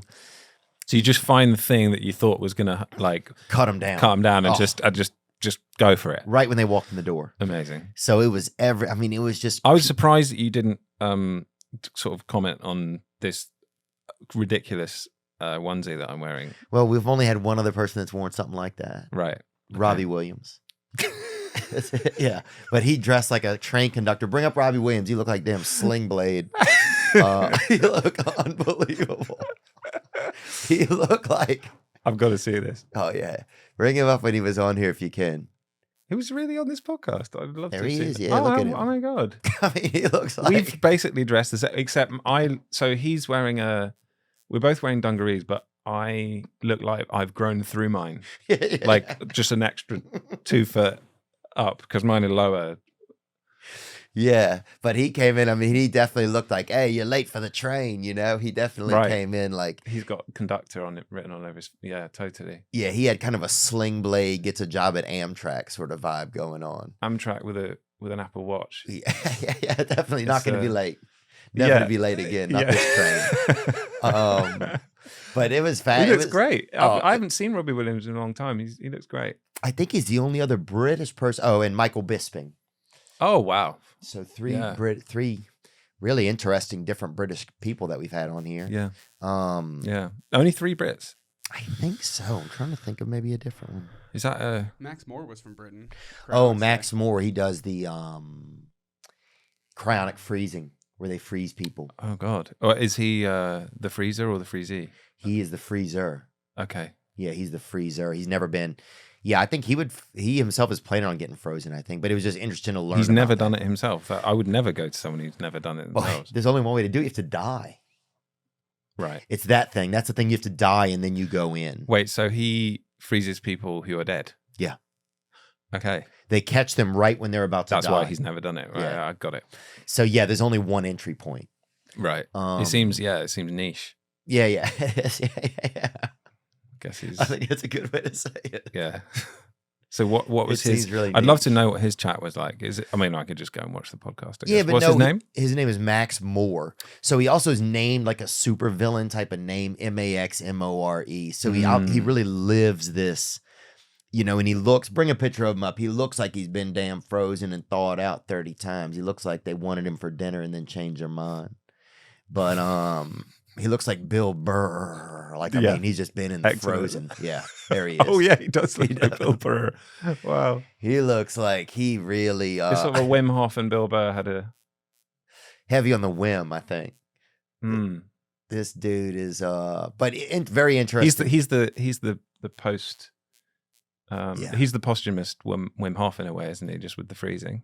Yeah, They're and both dealing the same thing. he keeps them all. They just they have all the bodies and that sort of deal. Real interesting. He's for if things with Wim Hof go wrong. He's your guy, I think. And they freeze him in like this different type of what was that stuff called, Zach? Do you remember? It's a certain type of gas. I forget the name of it. Let me. It's quite scary. Oh yeah, Quite a to scary. think. But his thought is this: that if people like already they can take an embryo, right? They can say if your girlfriend wanted to donate eggs, right? Mhm. And then they froze those eggs, which they do for a lot of women now. Yeah. So they're basically freezing life before. So he's saying that they could freeze you at the end also. And then later when they have the technology, if your I DNA is still see. alive. People are hoping that, we can get revived like a mammoth. Right. And he's saying, why not? He goes, at one point, people thought climbing up a ladder was as high as you could get to something. And then now we can travel through space. So- Yeah, 100%. That's really Well, ladders, I mean, I imagine the ladder was probably invented after, like some of the, space travel. not space travel, but maybe the, The hypothesis of just it? maybe the hot air balloon. Yeah, I didn't think about that. I don't really know which came first. Dude, imagine when somebody Could we showed up find with out? that ladder, bruh. Damn. I mean, one-eyed man in the kingdom of the blind. Oh, people, imagine all the chicks he got too. All those rung honeys. Yeah. I mean, it'd feel like a celebrity, I imagine, locally. Yeah, hey, he's coming over. He's bringing it. Yeah. People with all things like on their shelves that they can't reach. People just hiding stuff up way high in their Yeah, houses yeah. to see it. Look at him go. Just imagining how his life panned out if he Oh yeah, huh? the inventor of the ladder, like, did he get royalties? Did he get No, I'm You don't sure. think- Imagine the dark side of it then. Watching people go get stuff and you're not you're not just making poor. anything off it? Yeah, you're wandering around. You're cursing at people who are climbing up. Could have been a bitter older man, I imagine. Oh, I'd watch that movie. I'd watch that. There's a movie in it. I think that would be a very bad movie. It'd be a sad movie. I think you and I could make a really good sad movie probably if we wanted to. I think man. so. I imagine, yeah. Combine both of our early lives. Yeah, we into put one it movie. together. So what about your early life? Was a lot of your pressure from just like acceptance or your peers? Because obviously if you were kind of shy and music was your scapegoat and you had these skills that were kind of frowned upon, which certainly are in certain areas, it makes you wonder how much creativity has been really stifled by an environment, I think sometimes I thought it was the singing, the fact that kids just didn't really. But it's also a bit like, I think it's a bit like being a footballer, right? You know, when a kid says, I want to be a professional, soccer player when I'm older. In England, that's like, NFL here. It's this almost unattainable dream that some people do genuinely break through and make it. But it's, if a kid says that's what they want to do, you go, well, people go like, okay, but have a backup plan because probably not going to happen. Yeah. And music's a bit like that, where it's like the odds are you're not going to be a superstar. Yeah. And you're probably not even going to make it as high as you want to, even if you do become extremely successful, because it's never enough. So ultimately, convincing people to go into music for a living is actually slightly kind of a dubious thing to suggest, because it's really hard, and most people don't make it. But also there's also loads of ways you can be involved in music that don't have so much pressure on them, and you can make a living. You can make a great living from music and not be famous and not be in the band and not be in the, you can be working music in so many different ways. But they're not the ways that people focus on when they think of musician, or what they think of like the famous ones. Right, yeah. right. They're not some of the most ways that are kind of, they're not the front man. Yeah. You think of the front people, Yeah. I don't. It's just advertising. Yeah, exactly. Yeah. What other things do you think about with music? Are there other worlds that you like to conquer? Like you've had such a, you've gotten to work with like Travis Scott and Beyonce. You've won a Grammy, right? For best rap performance. Yeah. Was that right? Yeah. I mean, it was weird. I was actually on the way to the Grammys, and they told me in the car that I'd won one for best rap performance, and so essentially it's on this. So Kendrick Lamar, we were supposed to work on. He asked me to work on the Black Panther stuff, the soundtrack, and then also there was this other song he was doing, which I think ended up on the Black Panther soundtrack as well. It was King's Dead, and I sent him this thing. It was going to be like maybe a verse. I don't really know what it was, but I tried something on this song. He wanted me to try and be on it. Anyway, they ended up using like a very, very, very small clip of what I'd done. It was like a couple of seconds. Wow.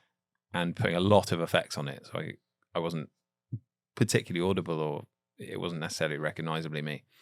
Now, obviously I don't care like that. It worked really well in the song. Like they did a great job. And I wasn't in any way like cut up about that. Like I just was like, nice to be included, sample me, cool, whatever you want to do. But anyway, they ended up putting my name on the song as one of the features. Now, usually a feature is something like someone does a verse or like they, whatever. So anyway, I'm this thing. And I'm not really playing a feature role, but my name's on it. So I win a Grammy. They win a Grammy for the song.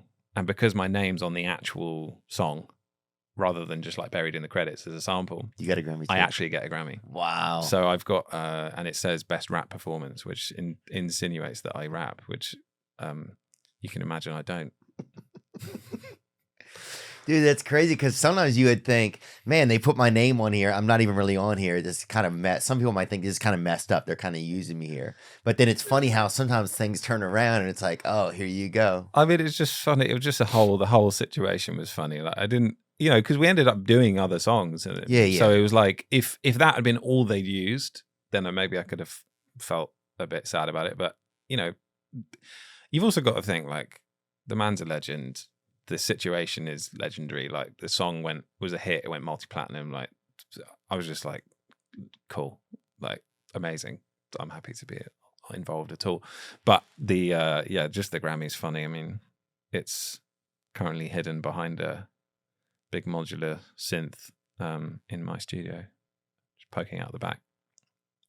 When you have, is your studio now fancier than your studio when you first started? A little bit, but it's still pretty much the same principle. Just a keyboard, computer, mic.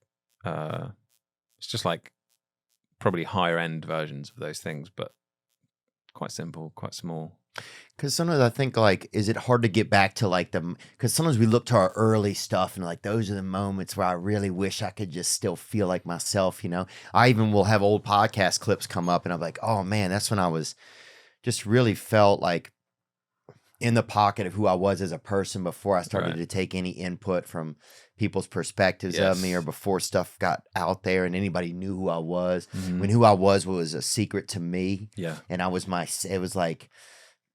was almost like I had some value for myself that once everybody knows about it, it's almost like you don't not still have it, but it's not yours as much anymore. No, and you've kind of shown your cards. Shown your cards, basically. Yeah. There's something so special about being a surprise. Yes, definitely, and the underdog, and like all these things, and like there was a time I imagine where it felt like people were just kind of discovering your brain and how it works, and kind of going, "Whoa, never heard anyone say anything like this or do anything like this." But you know,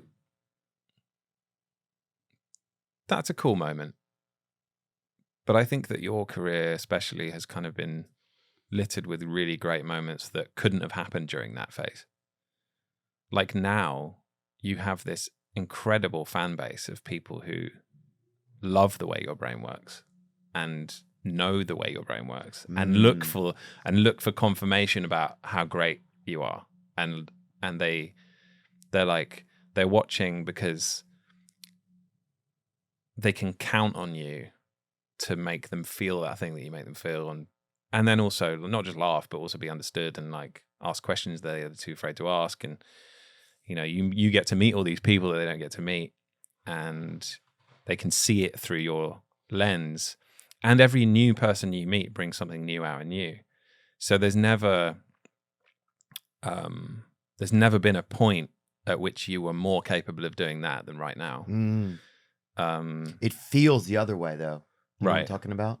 In what way? Like, do you ever feel like I wish I could go back to whatever? Yeah, but it's but you can't get your brain back there. Like your brain, like your reality grows and you can't go back, you know? Yeah. And I think that's a good thing, because I have a similar thing. You know, I look back at some of my old music and I think like, oh, like, I was thinking so much simpler back then, or I really knew how to do this, or like I didn't overcomplicate, or you know, there were like I really had a fire in my belly for this type of thing, right? And that's cool, but that moment really only lasted for however long it lasted, and then after that I was finding a fire for other things. And I think obviously we can't revisit moments in time, but what we can do is make sure that our head is clear and that we're on our path. Because I think the feeling that we miss is the feeling of being on our path. It's not necessarily the thing we were doing at the time that we were on our path. Yeah. It's I am doing what I'm here to do. I'm exactly where I should be in the universe. And I am being integral.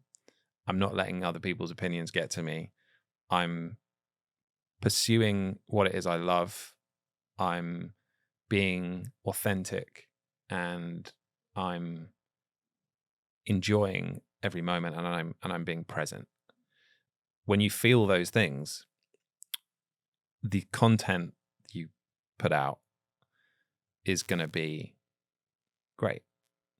And it will always be a moment people look back on, because ultimately the thing that brought you to where you are now, into you know, public consciousness, was the fact that you were on that path. And your every essence, your actual essence, is why you're there.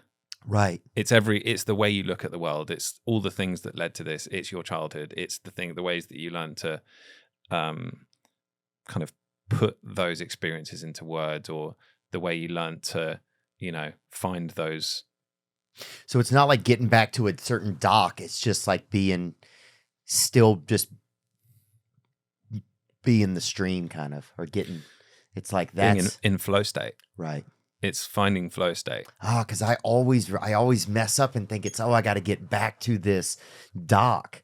But it's like, no, that dock was just part of something you passed by as you were in a comfortable, healthy self. That was part of the on your scenery. path. Right.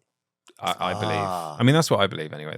I'm always looking out the window thinking, I got to get back to where the car passed. But really, I just have to get back into this comfortably in the driver's seat.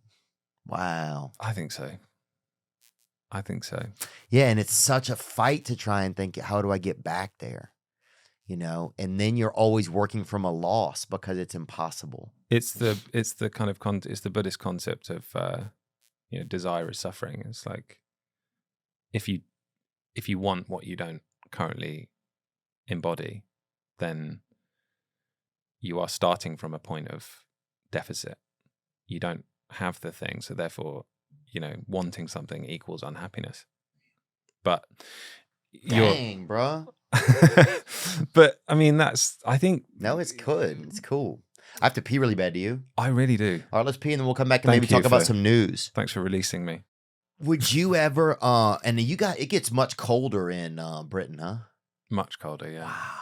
Well, actually, I say that. I mean, America's a big place, and it gets much colder in Minnesota than it does anywhere in England.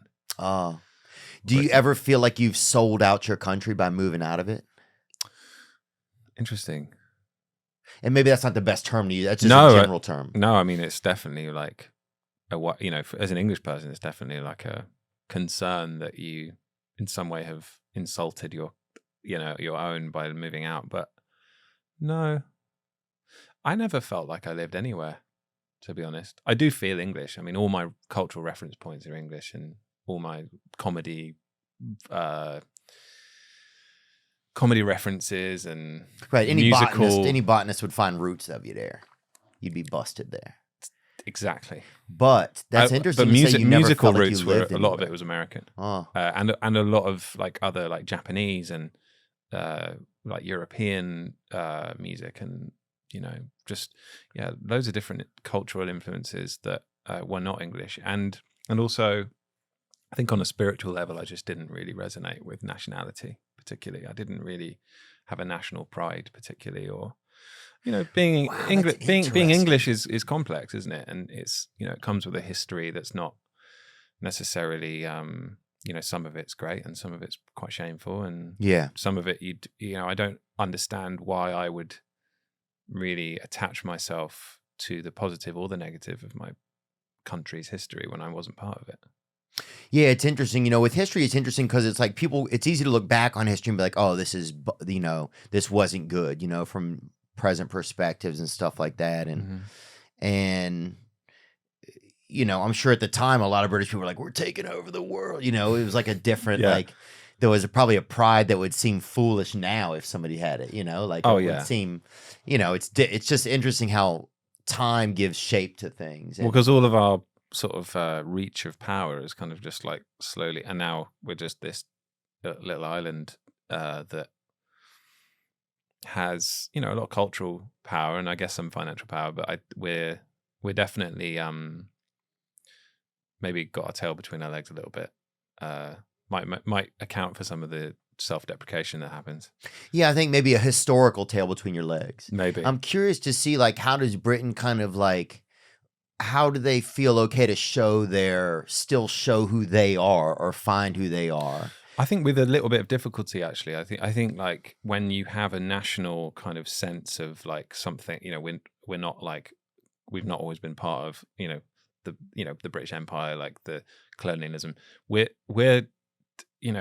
I think finding pride has to come from other sources, unless you genuinely are proud of that, in which case, don't know how, I can't help you, but that this side of being English, like the comedy, the kind of the music, the culture, the cultural output of England is really amazing. I mean, I look back at, a lot of my biggest influences have also been English bands. It's funny. I mean, I didn't actually wasn't really like a fan of Oasis at the time, but I'm a big Beatles fan.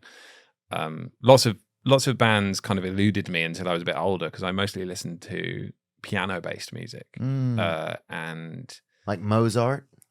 yeah, whether it was classical or I listened to a lot of like soul, classical, Japanese kind of ambient type. Like kabuki or something, is that? Like, I don't know what that is, but I don't either. so, But like, yeah, but no, I mean, it could be a genre though. It's something I don't know about, but yeah.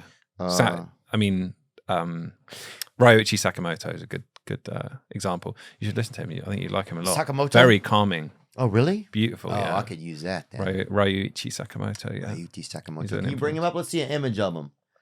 I want to see a JPEG of this fella. Ryuichi. Oh, I love Japanese people, man.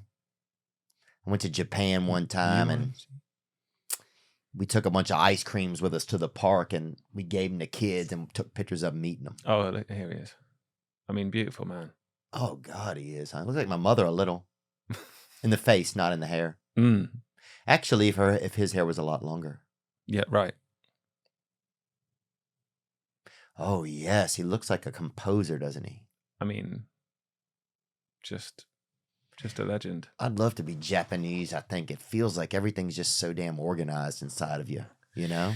I feel like you swallow water and it immediately is ready to be urine. It's immediately I feel efficiently processed. Oh, there's no down. There's not all this milling around, you know? Right. It goes on going through the kidneys. Get out of here with that BS. Straight through. It's just bullet train. Yes, that's it. Yes, it seems just like here we go. I mean, you fit into a shirt size. I feel like if you're Japanese, you fit in. There is no like you're in the middle. I can't. This looks bad on me. You know, I feel like you are. There's a definable, like when you go to Tokyo, for example, there's a definable style identity. Yeah. And I've found that some of the most stylish people I've ever met have been Japanese. And some of the most stylish kind of like ideas in clothing come from, I mean, this is actually Japanese. I mean, I'm not to say that this is, I'm not saying I'm sorry. I think this is like, that's very Japanese one of the to me. It is, and it's by Yoji Yamamoto. But I wear a lot of Japanese clothes because I just think I mean, Yamamoto and Issey Miyake are like my favorite designers. Wow. Yeah, and you know, going back to when I was a kid, yeah, lots of Japanese music, and I think.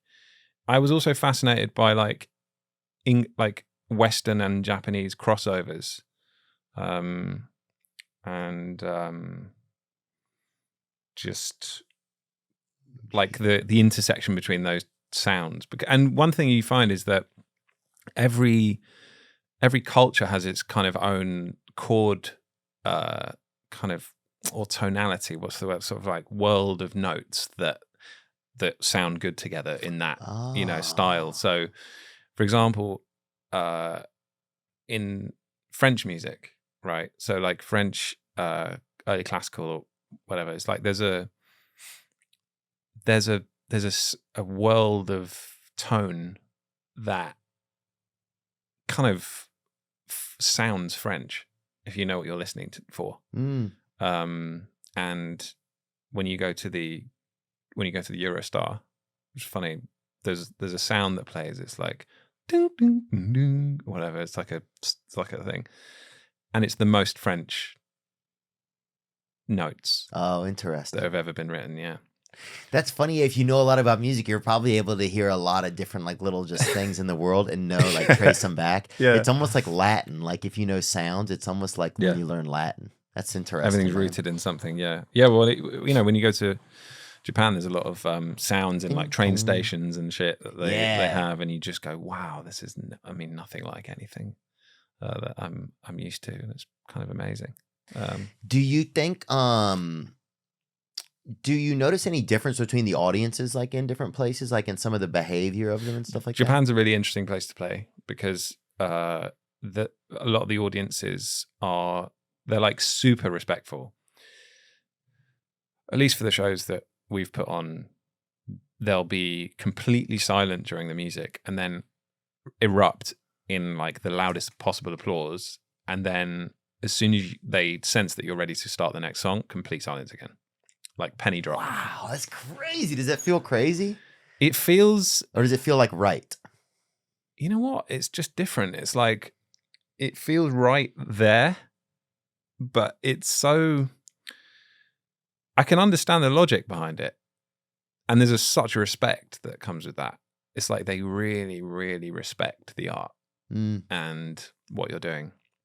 And also we were there, you know, we don't go there very often. So, and you're not, you know, if you go too often, I think they probably get bored of you and you start to seem domestic almost, but they respond especially like that, I think, to people who are from out of town who come in and just kind of more of a rarity. It's like they just really want to be present for the... I don't want to miss it. Yeah. We want to be in the moment. Yeah.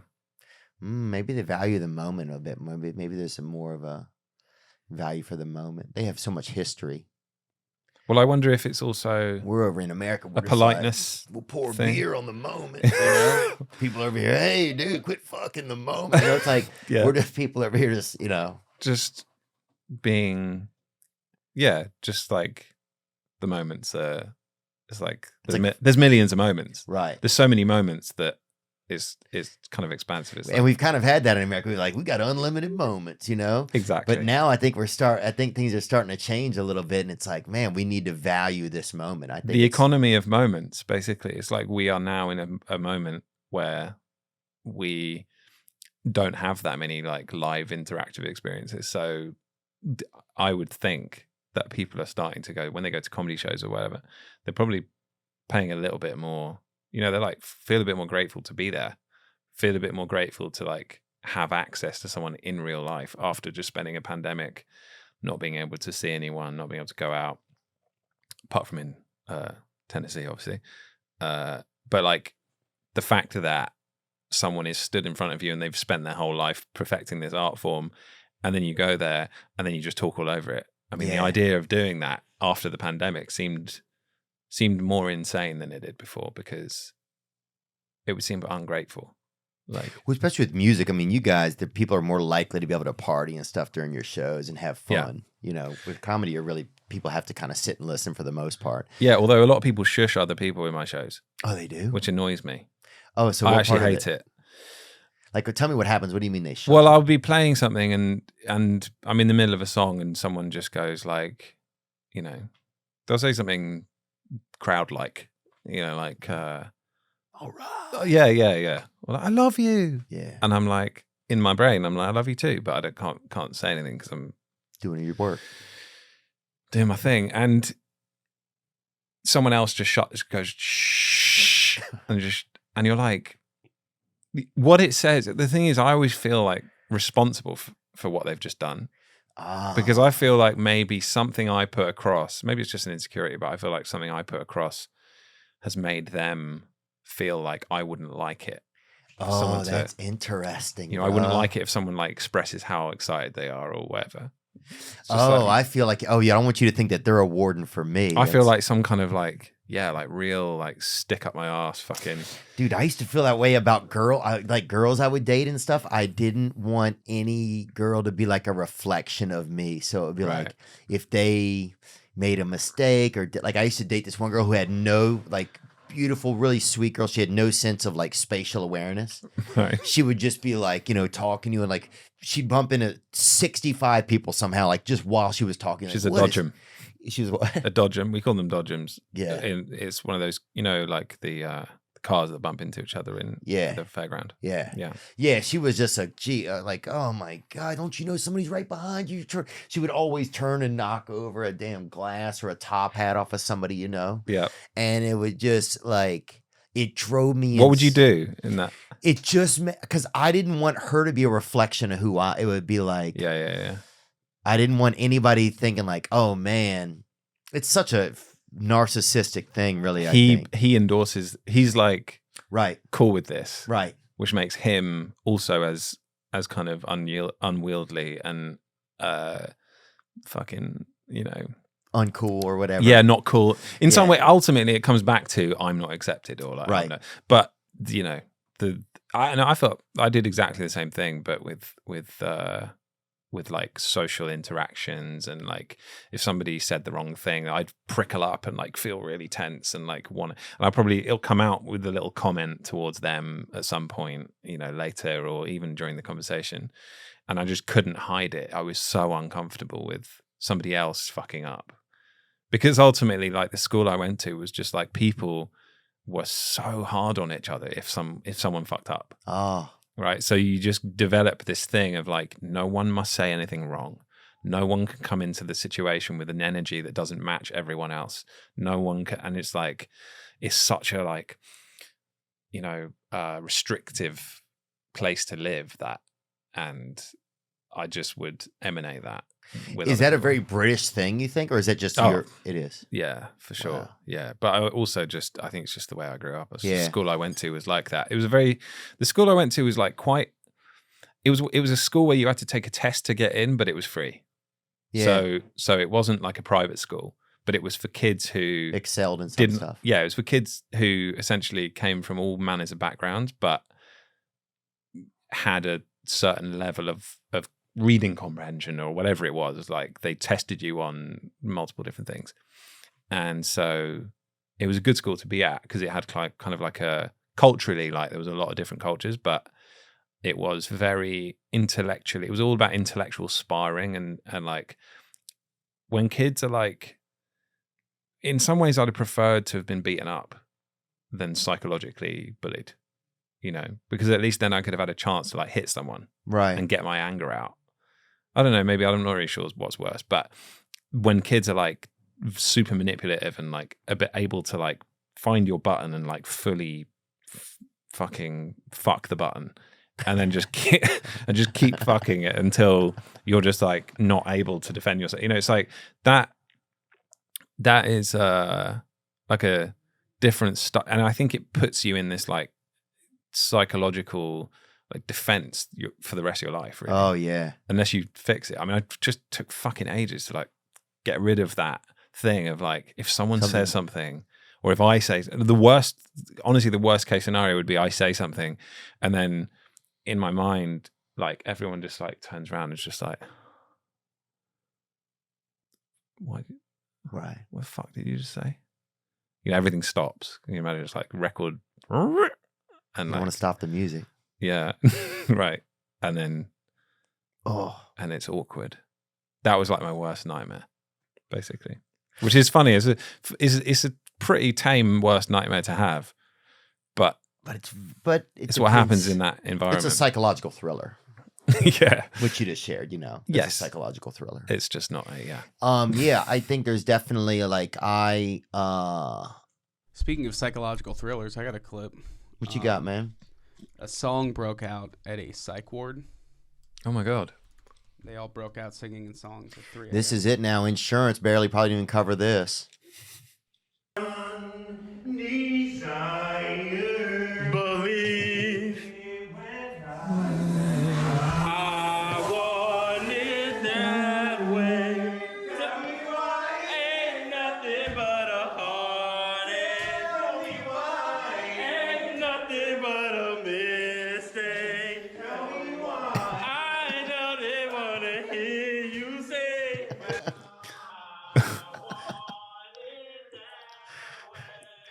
They got my vote. What party are they running with? This is This is like living in my house. I mean, like, I live with 3 people, so this is basically our house. Oh wow, really? Yeah, Who do you live from with all then? different rooms. Oh, you do? Yeah, well, I mean, yeah, I live with 2 of my best friends and Jamila. Yeah. And we just Wow. It's kind of a modern thing. I wonder. It's interesting how stuff like I wonder if we're getting to this place in the world where it's like I don't know what I'm trying to say. It's like everything feels very vigilante now. It's like the person who's gonna like. It's like the world feels kind of like the Wild West. You mean like individualistic? Like people are just kind of just doing. They've kind of gone, fuck it. I've given up on society. I'm just going to do Right. it my own way. This is the fabric of American society. I feel like quickly unraveled. Like Betsy Ross is like the stitching Right. somehow over the past 5 years has come out. Right. And I don't know if a lot of people are buying into this American ideal anymore. Interesting. I don't know if they're not. I just don't know. This is also like in Los Angeles right now. You don't get a really clear idea. I mean, Los Angeles is a very, very unclear picture of or at least Hollywood. yeah, It's Hollywood. That's it's what I'm an saying. extremely Hollywood is an unclear extremely picture of unclear like picture. people's interaction in general, because if so much of it is incentivized by success or power or fame, or in some way somebody's like desire or drive to achieve something, then obviously things just they're not as They're not as pure as just a. they're not pure, basically. Whereas I think most places are not like that. I mean, and also, you know, that is just speaking for an industry rather than like Los Angeles as a whole, because Los Angeles as a whole is multifaceted, Yeah. multicultural. I amazing forget that a place. lot too. A lot of times I'll say Los Angeles instead of really I just mean Hollywood. Is there like other genres and stuff that you see where you would see yourself going into music? Is there anything that feels off limits? Do you feel like you're kind of have your horizons of even possibility broadened over time or over the years or anything? Or do you? Yeah. I mean, I'm doing a thing like bit of film music at the moment. So scoring a film? Yeah, scoring a kind of visual thing. I call it a film, but it's not a kind of movie in the way that it's not a you know, The Master or something, or like a fucking narrative driven movie. It's a kind of more of a visual thing. But I'm really excited about it, and I hope that it leads to more of that. And I want to do narrative movies, like proper you know, that kind of thing. Weird that my music is seen as so atmospheric, but that I've not really ever been involved in kind of scoring and stuff. But I Yeah, have it wanted is to for a kinda- while. And what Yeah, else? I feel like your music does feel like that. I feel like I'm hitchhiking through my own feelings kind of sometimes a little bit. you Yeah. know? Yeah, or I'm hitchhiking through your feelings. Yes. I feel like somebody's kind of hitchhiking through my feelings. And you're picking them up, Sometimes. or not? Sometimes I'm just watching them. Just being like, I don't know. I'll have to listen more. I think it just kind of depends on whatever feeling I'm in at that moment. what are the feelings that you kind of like when you listen to music? Like when do you listen to music? And I listen to music for one when I need a pick me up. I'll listen to certain Right. songs. yeah, There's a couple of songs I'll listen to. I think when I want to feel something, I'll listen to some other stuff. You know? I listen to comedy when I need to pick me up, I think. Yeah. Yeah, because music is, I guess the thing is with our jobs is that they become jobs, Oh, totally. People are like, "What are your hobbies?" I'm like, "I don't. My hobbies became my job." right? And now it's neither, Yeah. and so now I have to find out things outside of. So outside of music and comedy, what do you like? Do you, as someone who I mean, I feel like we're so similar in so many ways. When you look at the world of people going and experiencing things like, you know, someone's skydiving and somebody's going surfing, like, do you ever go past the sea and watch people surfing and go, God, I wish I could just like be in the world like that, the way they are? Oh yeah. I think that all the time. it's hard there's something about it that's tough for me. I think sometimes I do comedy. I want to be the person in the crowd having a good time. I want Yeah. to be the one laughing. You like when Ye said, or formerly known as Kanye West, said, my greatest regret is that I was never able to see myself perform live. That seems like an egotistical thing to say, but I think in some ways it articulates something that a lot of performers feel not necessarily present at their own shows, and actually they want to be more part of the feeling that everyone else is having than they are of the feeling they're having.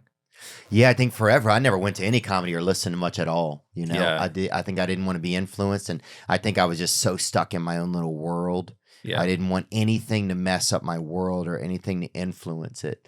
You know, I just valued my own little creative space so Yeah. much, really almost too much. It kept me isolated, but Yeah. I didn't want to have any real influences outside of myself. And sometimes I thought, yeah, I wish I could be the person laughing at the show. And Yeah. if I can't be, at least I'll be as the closest I can to that person will be someone at least making the humor. Yeah, totally. It's like at least then I'm part of the equation. That's how I felt about music. It's how I felt about DJing as well, because like I always felt really self-conscious about dancing and like expressing myself in those ways. And also, I'm very tall.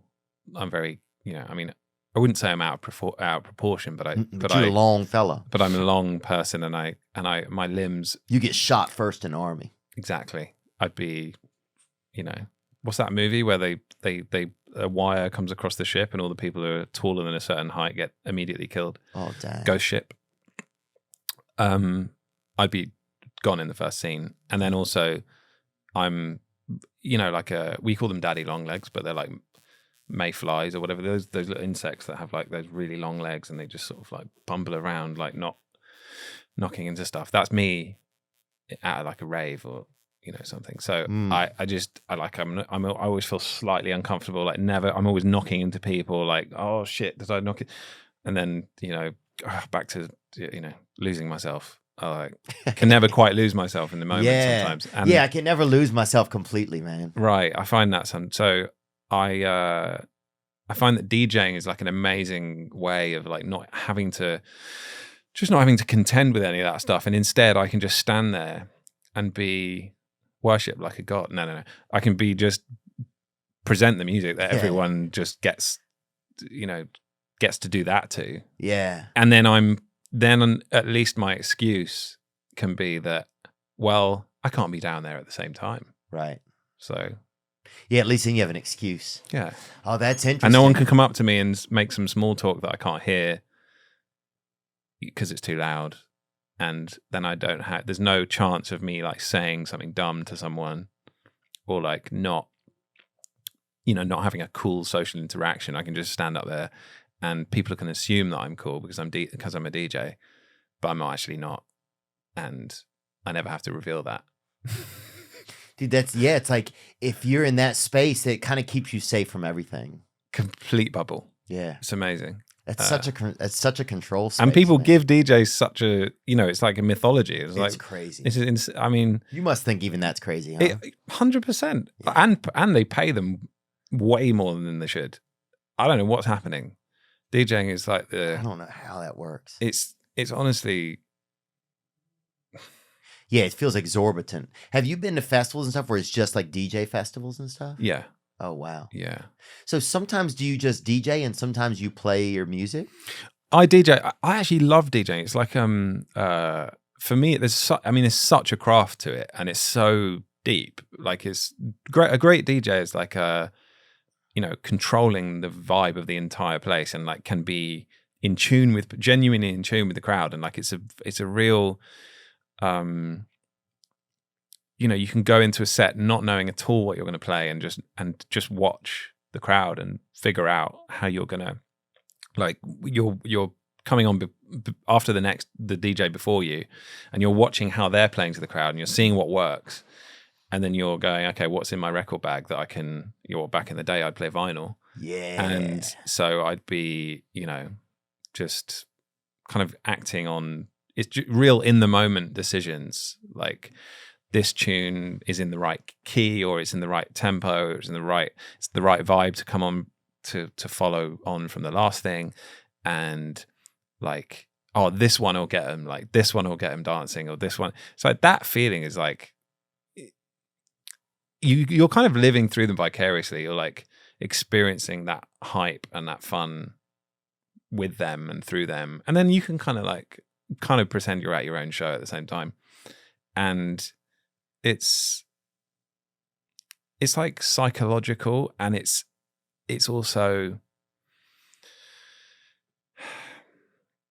you're getting to hear all your favorite music, and like Yeah. it's brilliant. Yeah, my friend Satchfield's a DJ down in New Orleans, and he's one of my best friends from growing up. And I get to watch him, like, you know, how he looks at a group of people, and like, you know, you can see the wheels start turning in his Right. head, and like, and he knows so much music here. You just start to think, like, you start to see him grin and kind of like, all right, what's gonna happen? The cogs are here? turning. Yeah, Yeah, for sure. yeah. Yeah.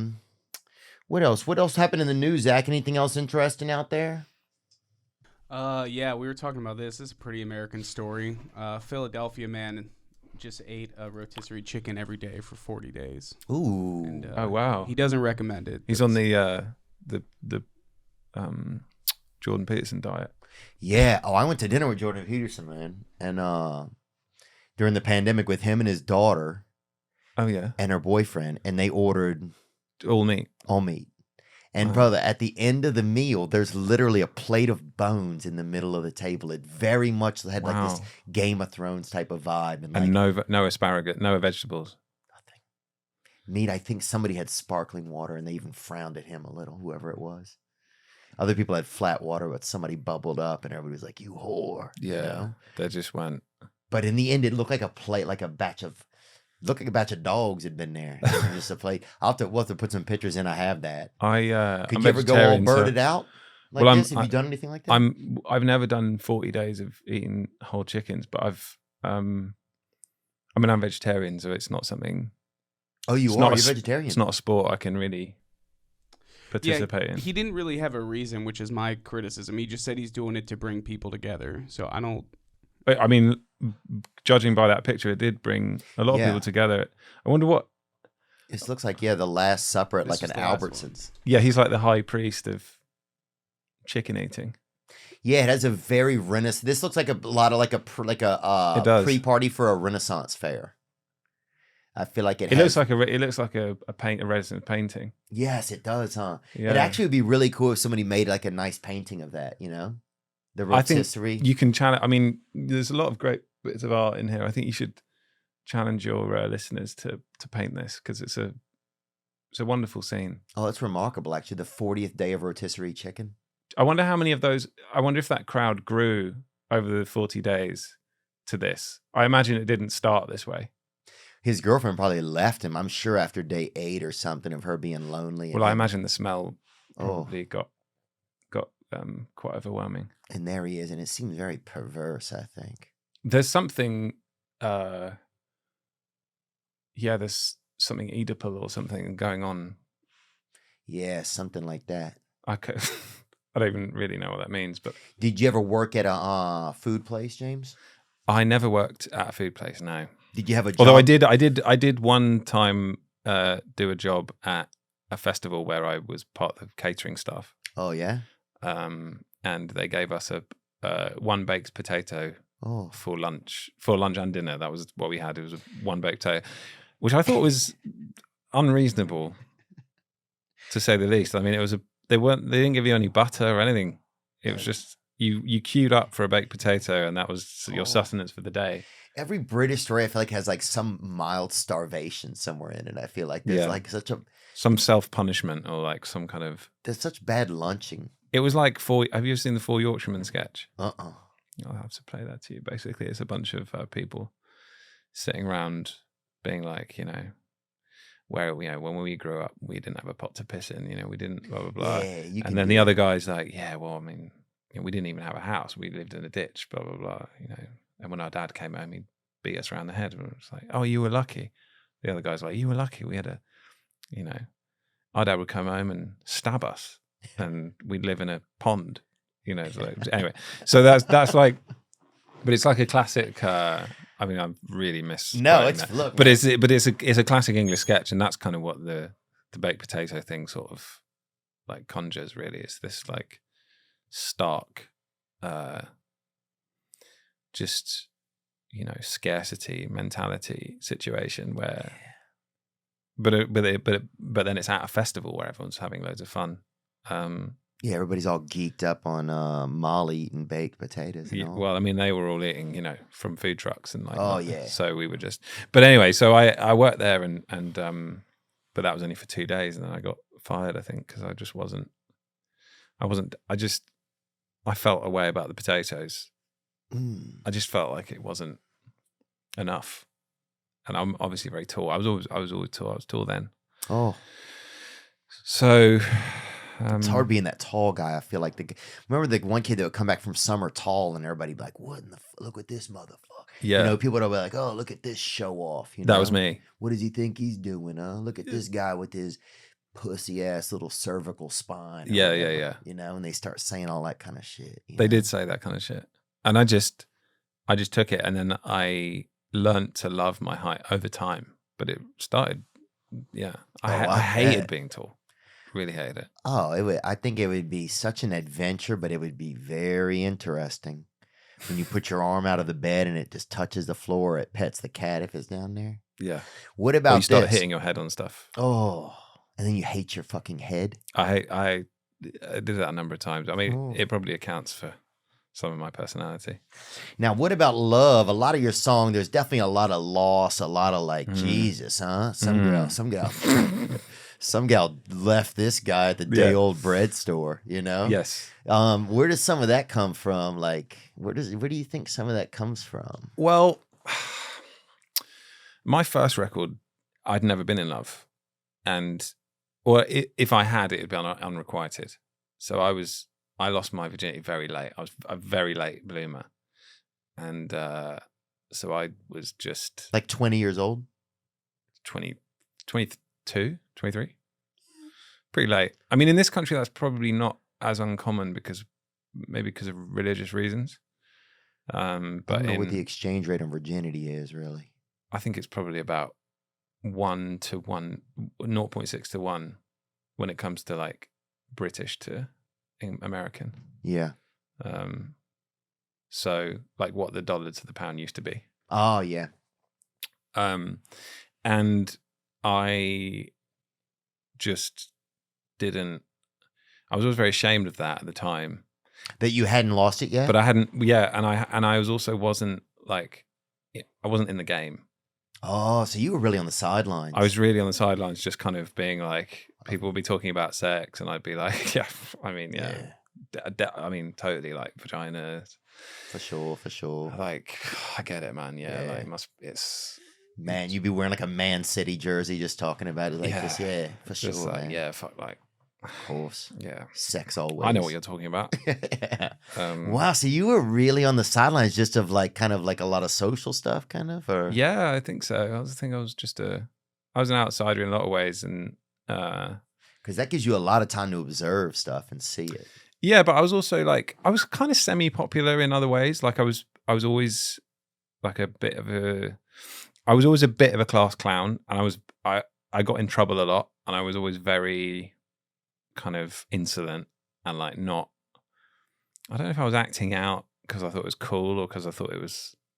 I genuinely had a lot of like I was anti-establishment. Yeah. In general, like I felt like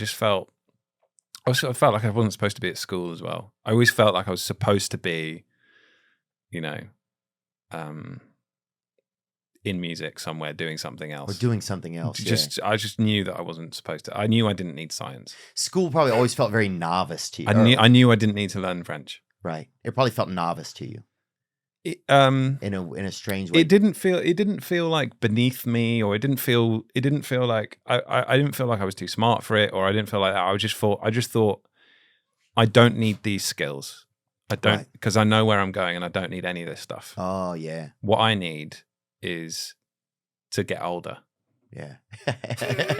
I just need to be 10 years older, and then I'll have what I want. Interesting. And also there was this thing, I can't remember what it's called, like alpha personality or something. Basically where you have this thing where you're like, in the future, I'm going to get everything I always wanted. So it's okay that I'm suffering now. You know, so there's this delusional kind of thing of like, I've got my eyes on the prize. And so you can all laugh. Right. But I'm going to be this. I'm going to, you know, be a 23-year-old virgin. And so I move this mic down just a touch. Oh yeah, sorry. You good? Or just down a little. Yeah, there you go. There we go. Sorry, it's my first time on a on a podcast. Oh, Yeah. happy to have you, man. Oh no, I did Jamila's, but I could, I mean, Right, you have to. I mean, What are you gonna not? well, we're not going to do I Jamila's would've. podcast. I thought I had a chance with her. Damn, I didn't even know I was dropping her off at your house too. You thought there was a long career in podcasting with her ahead of you. What else do we have? What else is in the news? Oh wait, so did you first time you fell in love then? So what was that like? It was really amazing. I mean, I did wait. I waited, and I didn't do it in a kind of like a religious sense, but I think there was a spiritual component to it. I think I was waiting for someone I trusted. I think I was waiting for someone I had a spiritual connection with. But actually, in the end, I lost my virginity to someone kind of random who I had no connection with at all. But the relationship I ended up in was one that was great. Yeah, someone really wonderful, and then I only had one more relationship after that, and that's the one I'm in. So that brings us up to now. But yeah, and you guys have been in love for a long time. 8 years. Wow, It's about 8 years. That's cool. That's rare. Yeah, it is. She's incredible, and I guess it does feel like it just always feels like we've been together a year, which is kind of amazing. That's kind of a cool lyric or something like that, Yeah, it is. Although, people are strange about listening to love songs about someone you're actually with. I don't know why that is. Oh, that's true. If that's the case, it almost becomes a little bit. Yeah, does it take on more of a country music vibe then sometime? A little bit? I should become a country artist. And then people would accept that it's the love songs you're actually with. Yeah, because there's something about your songs. I want you to not be with the person. You want me to be completely fucking heartbroken by this person? I want the person to be as lonely as I probably either am feeling, or it's like, you want there to be some of that. And look, James's music isn't all lonely music. If you haven't heard it, it's all types of stuff, but it's a nice way to I find it changes a lot, but it's there's all different. There's all yes. Yeah. But let's go check it out. But I did become known for like a very, a period in my life where I wrote a lot of the music that I became known for was a time of immense sadness and loneliness for me. So, I mean, I guess it came out sounding a little bit forlorn and a little bit that, but also at the same time, it's uplifting music at the same time, because it's a bit like with Radiohead, for example. There's certain bands who through time have got the criticism of sad, or as if that's a criticism, I don't know why, but sad or down or depressing or whatever. And I think that's just a reflection of whoever is listening most of the time. I mean, something can sound dreary and on some day be dreary and on another day be completely uplifting. It just depends what your mood is and how it's. And also, I'd never want to discourage, and I hate language that discourages people from listening to music that gives them emotional release. Like, that's why I had such a problem with the sad boy term, and like when I'd get written about in like publications, like certain publications basically who would write, like one of the things was like he needs to maybe should get out more, or like I was just like, you don't get it. Like, you don't get that there are people who feel the same thing as I feel, right? Who are listening to this, processing stuff, right? And by this language, what you're saying is like, don't do that. Yeah. And you might actually be taking away someone's emotional comfort blanket that makes their life way harder. It's funny. I think that's sometimes too about, like, sometimes on this podcast, I'll talk about feelings and things that I've had over the years. And sometimes I feel like it's tough because I have to walk this line. I don't want to get too melancholy. Yeah. I don't want to get, or actually, I don't care if I get melancholy, but I don't want to get where I am in self-pity. Like self-indulgent. Right. And it can happen. It's really tough. It's tough because you don't notice it happening. You think you're just exploring it more. Right. And it can certainly happen. I think with music though, it's interesting because it's like music and musicians, they let us feel something that we can't say. It's like, man, you'll see somebody who won't even talk probably to their wife or something, Right. but then they'll both get there and sing a song together, Yeah. or dance to it's like, Or that video of everyone singing, I can't remember what it is. the people trapped in the mental hospital singing Katy Perry, Was it or Katy whatever. Perry I or Want It That whatever? Way. Backstreet Boys. or Backstreet whatever? Boys, yeah. Yeah. I mean, and to some extent, there is some truth in, like our parents' generation would just be like, no, don't talk about it. Like, just come on, man. You don't need to go to therapy. Just crack on, carry on. Yeah, you'll be good. all right. Just just like Pick up that pail, walk up the hill. yeah. Just to some extent, like talk about it to a friend, but other than that, just get on with it, and you'll be you can push through it. And even the British are cracking out. Patty Pimblett had a freaking outspoken speech. Remember a couple fights ago? what was that? Oh no, He was like, my mate. Oh, dude, yeah, don't yeah. It's like, yeah, when you I even saw see that. the Brit, That was really moving. Yeah, it was just, it's like, Yeah, I think we're also like, there's just an humanity is this energy of nature. It's this path of nature. yeah, We don't really know what it is yet. yeah. That's true. And I think we've, when you look at how much feeling and stuff is in there, at a certain point, it's got to come out. Like, It has. But then I think what you're touching on is quite interesting, because it's like, there is a certain point at which it's not productive anymore. And, I think that coming to a balance between our generation maybe and the generation before us, or a couple before us, a balance between those two mentalities of like, maybe self-victimization on our account, or kind of going over the same things over and over again, yeah. and not realizing you're in a cycle or a pattern, or just kind of like focusing so much on the trauma that you're not actually kind of paying attention to like actual real life practices that can help you, or like forward motion, forward momentum, like the fact that achievement actually genuinely does, can be a good motivation, or, like general kind of, like positive thinking, like lots of, it's like you can just dwell on things. And we have there is a school of thought that says being in constant kind of digging up of things is like important. I think there's a balance to be struck. Yeah. And the kind of wisdom in the older generations sometimes is that that there is a lot of commonality to be found between people, and that our differences sometimes are not always worth dwelling on, and that we are strong, capable people who can fucking Get it done. Yeah, basically Persevere, take care of ourselves. Yeah, sometimes we have to come to our own rescue. You start to realize that too. It's like this self-help stuff, it starts to create sometimes too much of a world where you're always trying to help yourself. Yeah. And you're reading up and taking in so much stuff about, inspirational, but you're not actional. And also that's an industry. People are profiting off, Right. off your constant engagement with self-help, your constant engagement. It's like at a certain point, it's like, are you okay?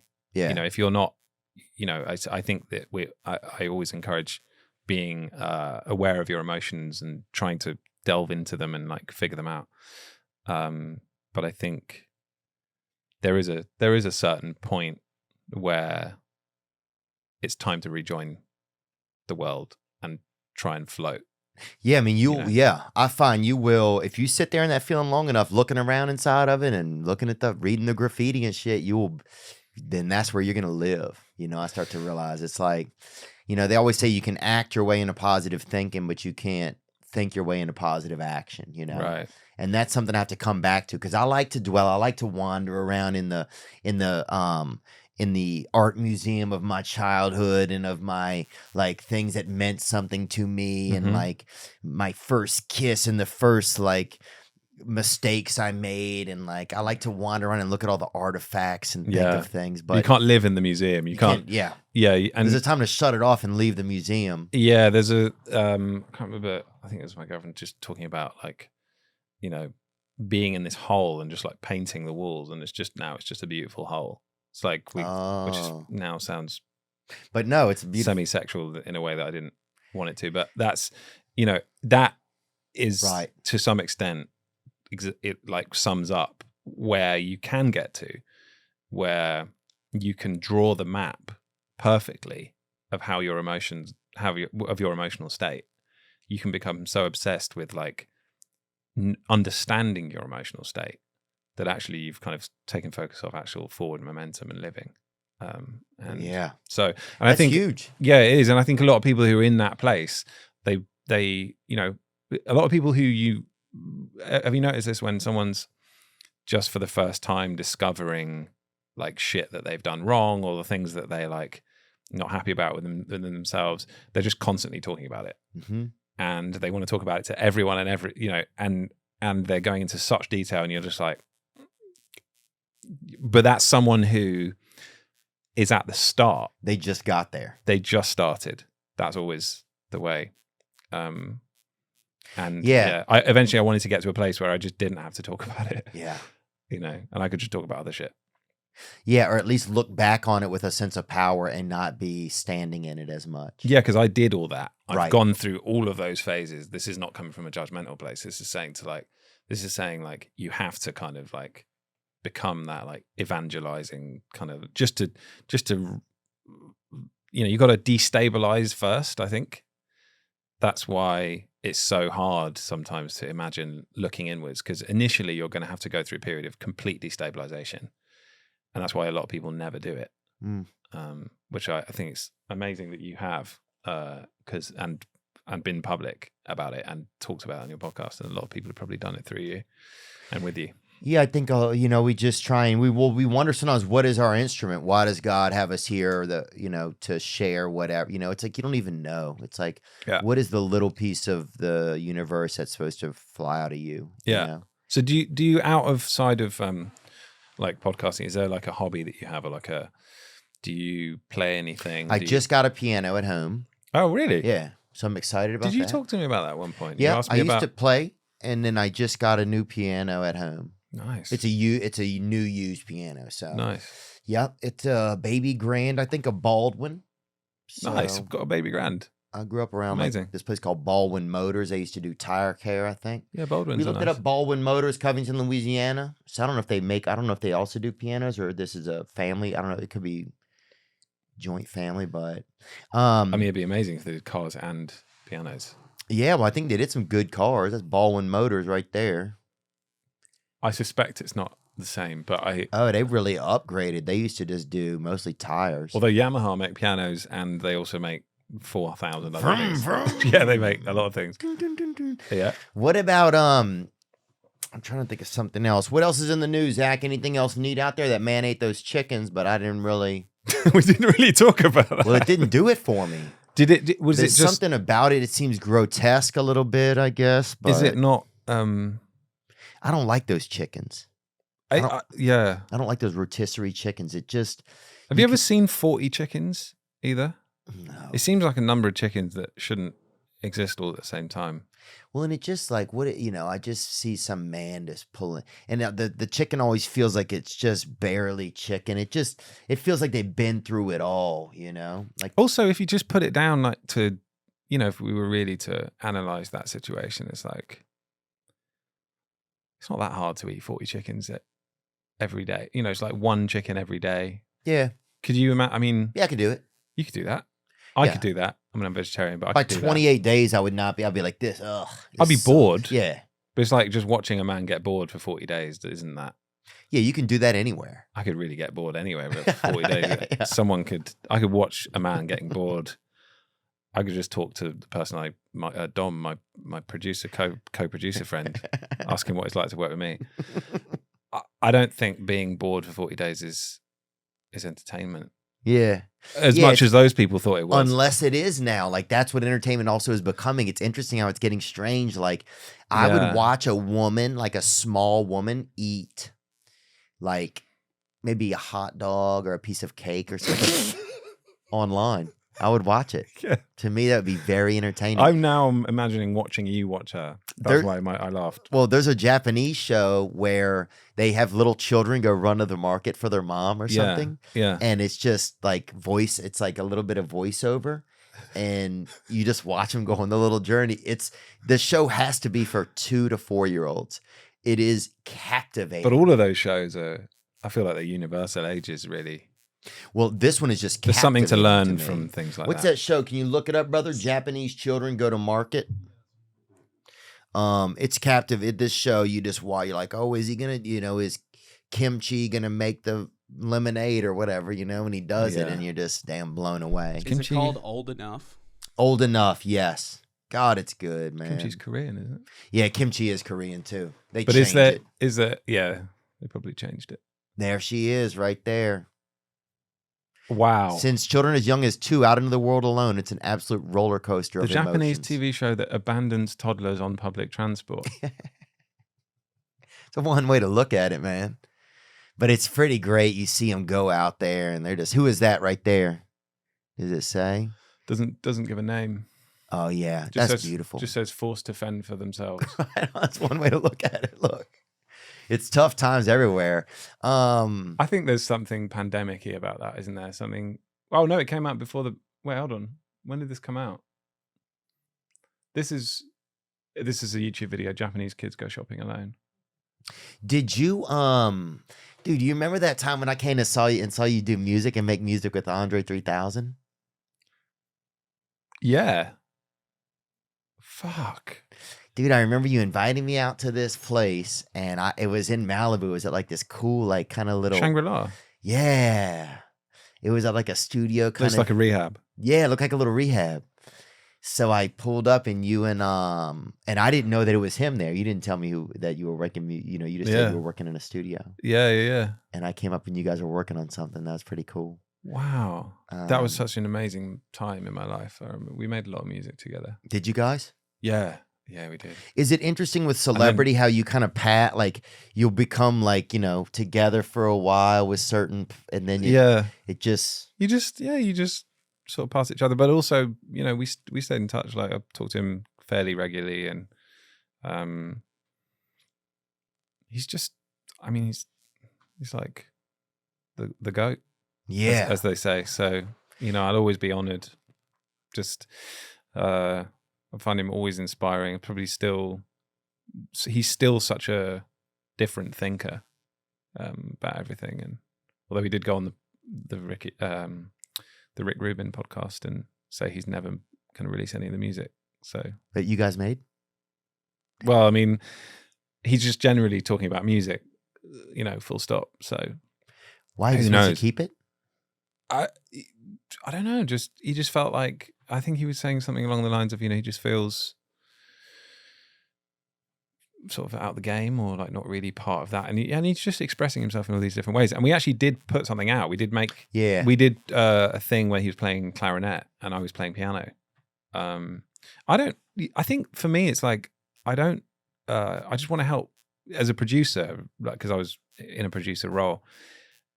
I just want to help someone express the thing they want to express. And if Andre 3000 isn't in a time of his life where he wants to make rap music, then I'll help him express clarinet music. Or help him express, maybe even just realize that, hey, this isn't a time where you want to put something out. Yeah, which may change or may not. Who knows? Does a lot of music get put out? No, a lot of music doesn't get put out. What? A vast majority of music doesn't get put out.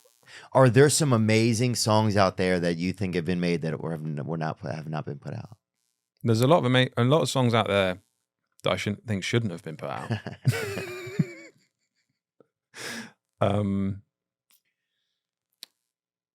There's a lot of amazing songs that I've heard in studios that never came out, for sure. Yeah, like hundreds, and they're honestly, feels like a crime.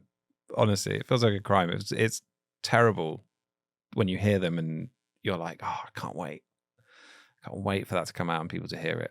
And yeah, because just it's something happens, like promo doesn't work out. Like somebody like an A&R says, oh, I'm not really sure about that one. Or someone says to the artist, like a friend of theirs says, oh, I don't like that one. And it just turns them off it, or they develop negative association with that song. It's happened with me plenty of times. I mean, I've got songs and my hard drive is got thousands of songs that haven't made the cut, or they missed their moment. You know, some songs just feel like a moment, and it's like if you don't put them out soon, you're never going to feel like that again. Or maybe sometimes like I didn't nail the vocal take, I didn't fully. So I don't like the way I'm singing, and I can't be bothered going back in and singing it again. So there's all these songs that the actual DNA of the song is good, but you can't be bothered doing it again, going back into that place. Yeah, and you can't get back there. It's kind of the value of a moment. It's like sometimes, it's like, man, we were so close right there for that moment. Yeah, and it's like sometimes those things are batches of songs. So like there'll be a batch of songs that sounded like Retrograde, or there'll be a batch of songs that sounded like Say What You Will. But Say What You Will was the best of that batch, and Retrograde was the best of that batch. So I put that out instead of lots of kind of similar tone songs in a similar tone that like weren't as good. Did you ever get to work with like Willie Nelson or John Mayer? I've never worked with either of those. No, I never have. But never say never. I mean, it's Willie Nelson is still alive. Yeah. Still no. Is he making making alike. music and? Yeah, I think he is. He has a daughter, I think a granddaughter, Ray Lynn Nelson, I think, who also does music. Oh, right. Yeah, is there an artist that you feel like, I guess, do you get pitched artists? How does that work? Does your agent kind of pitch you to artists? How does that kind of work? That usually doesn't work out, I've found. If there's an A&R connection or some kind of industry connection, it doesn't really, it's usually from me just getting in touch on Instagram and saying like, I love your music or something like that. Kind of like how we met. I mean, obviously we're not collaborating, although you could call it a collaboration. That's true. But we just like Jam's quite good at just reaching out. I sort of learned that from her. She was like, you can just reach out to people directly, and I was like, she's great at connecting with people. Yeah, she was friends with Simon Rex, and he's great at connecting people. Yes. So that's like two great connectors. He's so good in that movie. I know. The one Red Rocket. Yeah. He's so good in that. So ridiculous how they can make it. Yeah. At the beginning, you're like, oh, this is my buddy Simon. By the end, you're like, oh, this is this guy. And I'm watching his journey. He was brilliant. He was so brilliant. And he's been staying busy since then. It's such a wild. Yeah. What an amazing comeback. I know. Fantastic to watch. Like, I was so fucking happy to see that. Yeah. Hollywood's so interesting like that, I mean, maybe comeback's not maybe the right word. Sort of just like a re-entry into the the world. He feels like that. He'd moved out to the national park. He was living in a national park, and so that's really like a bear. Yeah, you're at the end of the line. Then you're basically a bear. I mean, when you're living in a national park, you're trying to, yeah, you're thinking probably about suicide. You're not going to do it. You know what I'm saying? But there's enough hikes around to keep you safe. I'm just joking. Simon knows that. But he moved out to like Joshua Tree, and he was just kind of living his life. And then this producer saw him on Instagram and said, "You are perfect." Yeah, because he's like an incredible looking, hilarious person. Yeah, and he's long and has some goofy elements and like but just the biggest heart. And so it was really awesome to get to see him and just to see his pride that he felt like everybody wants to feel like they are capable maybe, or they matter. Yeah. Or that we all just want to feel a little bit of that. Well, like we can just do the thing that we're good at in the limelight for just a moment. Yeah. And just be like, I did that. And, there's definitely a thing inside a lot of people that's just sort of screaming for that occasionally, every so often. And if you happen to be in a position where you can like satisfy that voice, it's a nice place to be, because otherwise that can eat you up, can't it? Like if you just can't ever vocalize it, or you can't get it satisfied. Yeah. And it can be satisfied even just in a relationship. It could be satisfied by that one person that you're with. Yeah. It could be satisfied by a parent or a child.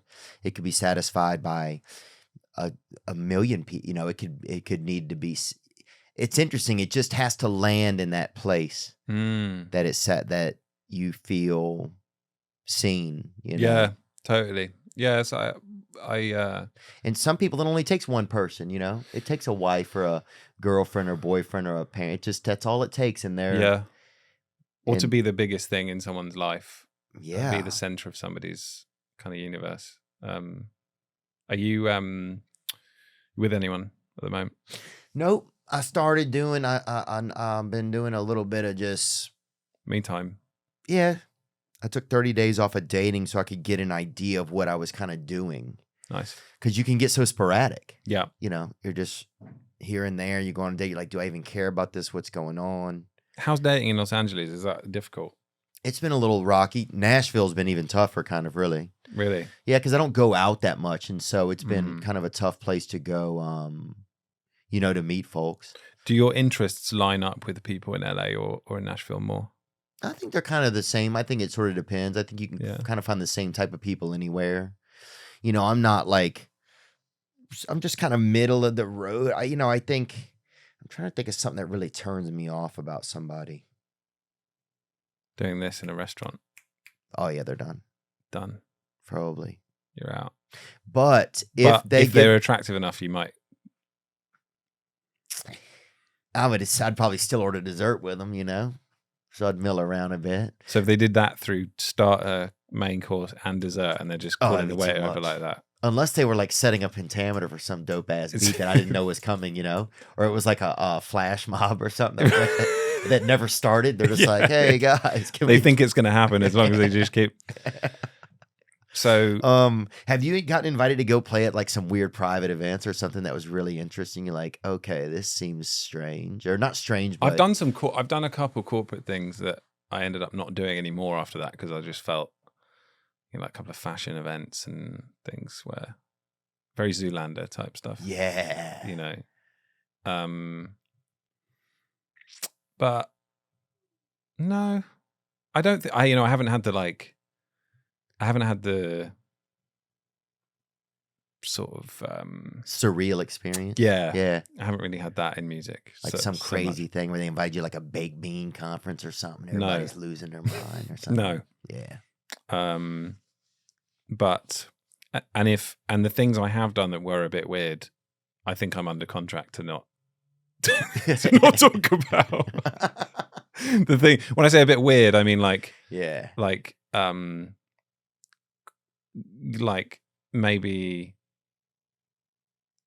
maybe it's not the kind of gig that like it was a shit gig. Basically. Oh yeah, it's like a really shit gig. Yeah, and I was like, okay, let's not have any videos of that one. Well, thanks for all your contributions, man. I'm glad that we get to spend some time together. You know. Yeah, I mean, and I'd love to. I've never done this sort of. I've never been part of the podcasting universe, particularly. Yeah, so it's cool. I'm really great. Glad we got to that. I'm really glad that you came on. Well, it felt like walking through the screen in a way, walking into this. This thing. Interesting. It was like just jumping through YouTube because I've watched your podcast so many times. Yeah. Do a lot of people say that?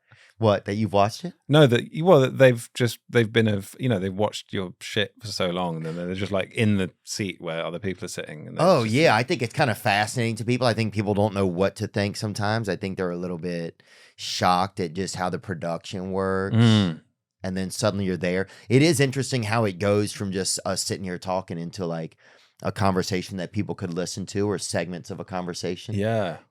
I mean, we probably... I feel like our conversations are pretty wide reaching anyway.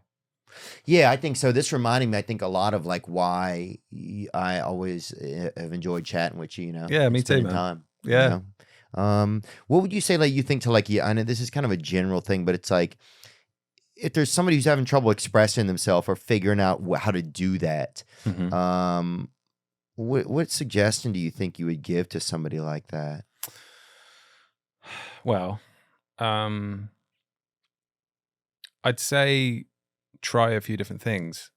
And if you express yourself to someone and they kind of like lightly punish you for doing it, whether that's rejecting you or whatever it is, then maybe they're just not the right person to do that with. But there will be someone who will Like your music. take you, either like your music, or they'll take you as you are, basically, as a person. Yeah, it's so much. We spend so much of our time trying to adjust our song to fit the audience. Yeah. Instead of finding the person that hears it, Yeah, and I think true confidence is just being confident that, sorry, using it twice, but true confidence is being in a situation and just knowing that you'd be okay if that person didn't like what you said, or didn't like, kind of rejected you or whatever. And that's hard to get to. Even now, I find that pretty difficult. But and in so many ways, I've edited myself to death, like to be okay for everyone else's consumption. But I think to some extent, it's like kind of saying what's on your mind anyway, and come what may, because ultimately the fastest way to find out if you're in the right situation is to be yourself. And you can spend many years doing the opposite, not being yourself and hoping that people will accept you, and ultimately you're just treading water. You're never gonna fully swim. You'll never scratch the full itch of you and friendship and love and real connection, because you've never been your true self. And being willing to let things go by. Yeah, it's hard. Relationships, friends, like all sorts of things. Like things that may not. Being willing to say this isn't it right now. This isn't. Yeah. I've struggled with that with dating and stuff. To be like, I'm just afraid to let go because it's just such a reaction. What if some part of me, there's a subconscious part of me that's, what if there's nothing else? Yeah. Is there have you met people where you've kind of felt like now the idea of them not being there is too scary to actually leave the situation, even though it's probably not right? Oh, I think that's happened to me before in the past for sure. Yeah. I think taking some time from dating and stuff helps me get a better view of that and see it, What are the apps? I mean, I've been in a relationship for 8 years. I think. What are the apps now? Yeah, what do you use? I just created a profile on Raya, but I haven't opened it up. I haven't started it. Oh, right. So I'm not sure if I want to. I've kind of it's been like a month now that I've had it, and I just don't know if I just don't know how much I want to be spending my time trying to manage that, and then how much do I want to just kind of let it happen. But totally. And also when your job, I mean, I guess you meet a lot of people in your job. Yeah, you meet a decent amount. A lot of them is men. That's true. Although you could change that, I guess. You could just start inviting more people. You might find more like minds in the female space. Yeah, I might have to get out and get a couple more dames around. Wouldn't be a bad idea. But I remember being in my year, I think between two relationships, being single and having a Raya account, and I was like scrolling, and one of the interests someone had put was coconut oil, and I just closed the app and deleted it, and then just never went back. That's it just seems too surface level. Yeah, I think so. James Blake, man, thank you so much for spending time, brother. Yeah, man, my pleasure. It's so nice to be here, and thanks for having me. I'm a fan as well as a friend, but I just I love what you do, and it's great to actually see the place. Yeah, welcome to Inside of the Internet, man. Yeah, thank you, man. Thank you for all your wonderful music. And is there music that people can it's such a generic question, but you're gonna keep making music? That's the plan. Okay, good. Gonna keep making it. The next thing I think is going to be more of a dance orientated / more electronic-y type thing. Yeah. Which I've just I'm in the process of finishing, but who knows how long that kind of thing takes. So, but I've got a club night that I'm doing at the moment called CMYK, in partnership with Rhonda, a club named Rhonda. Rhonda presents CMYK, and that's my club night that I've been doing around the country. And so if anyone wants to come and see me DJ, and I'm playing a lot of my new music there, then they can come and see that. Groovy, man. We'll put the link in the description. Thanks so much, man. Great to see you. Yeah, man. Loads of love. Cheers, Thanks. brother. Back at you. Cheers. Now I'm just floating on the breeze, and I feel I'm falling like these leaves. I must be cornerstone.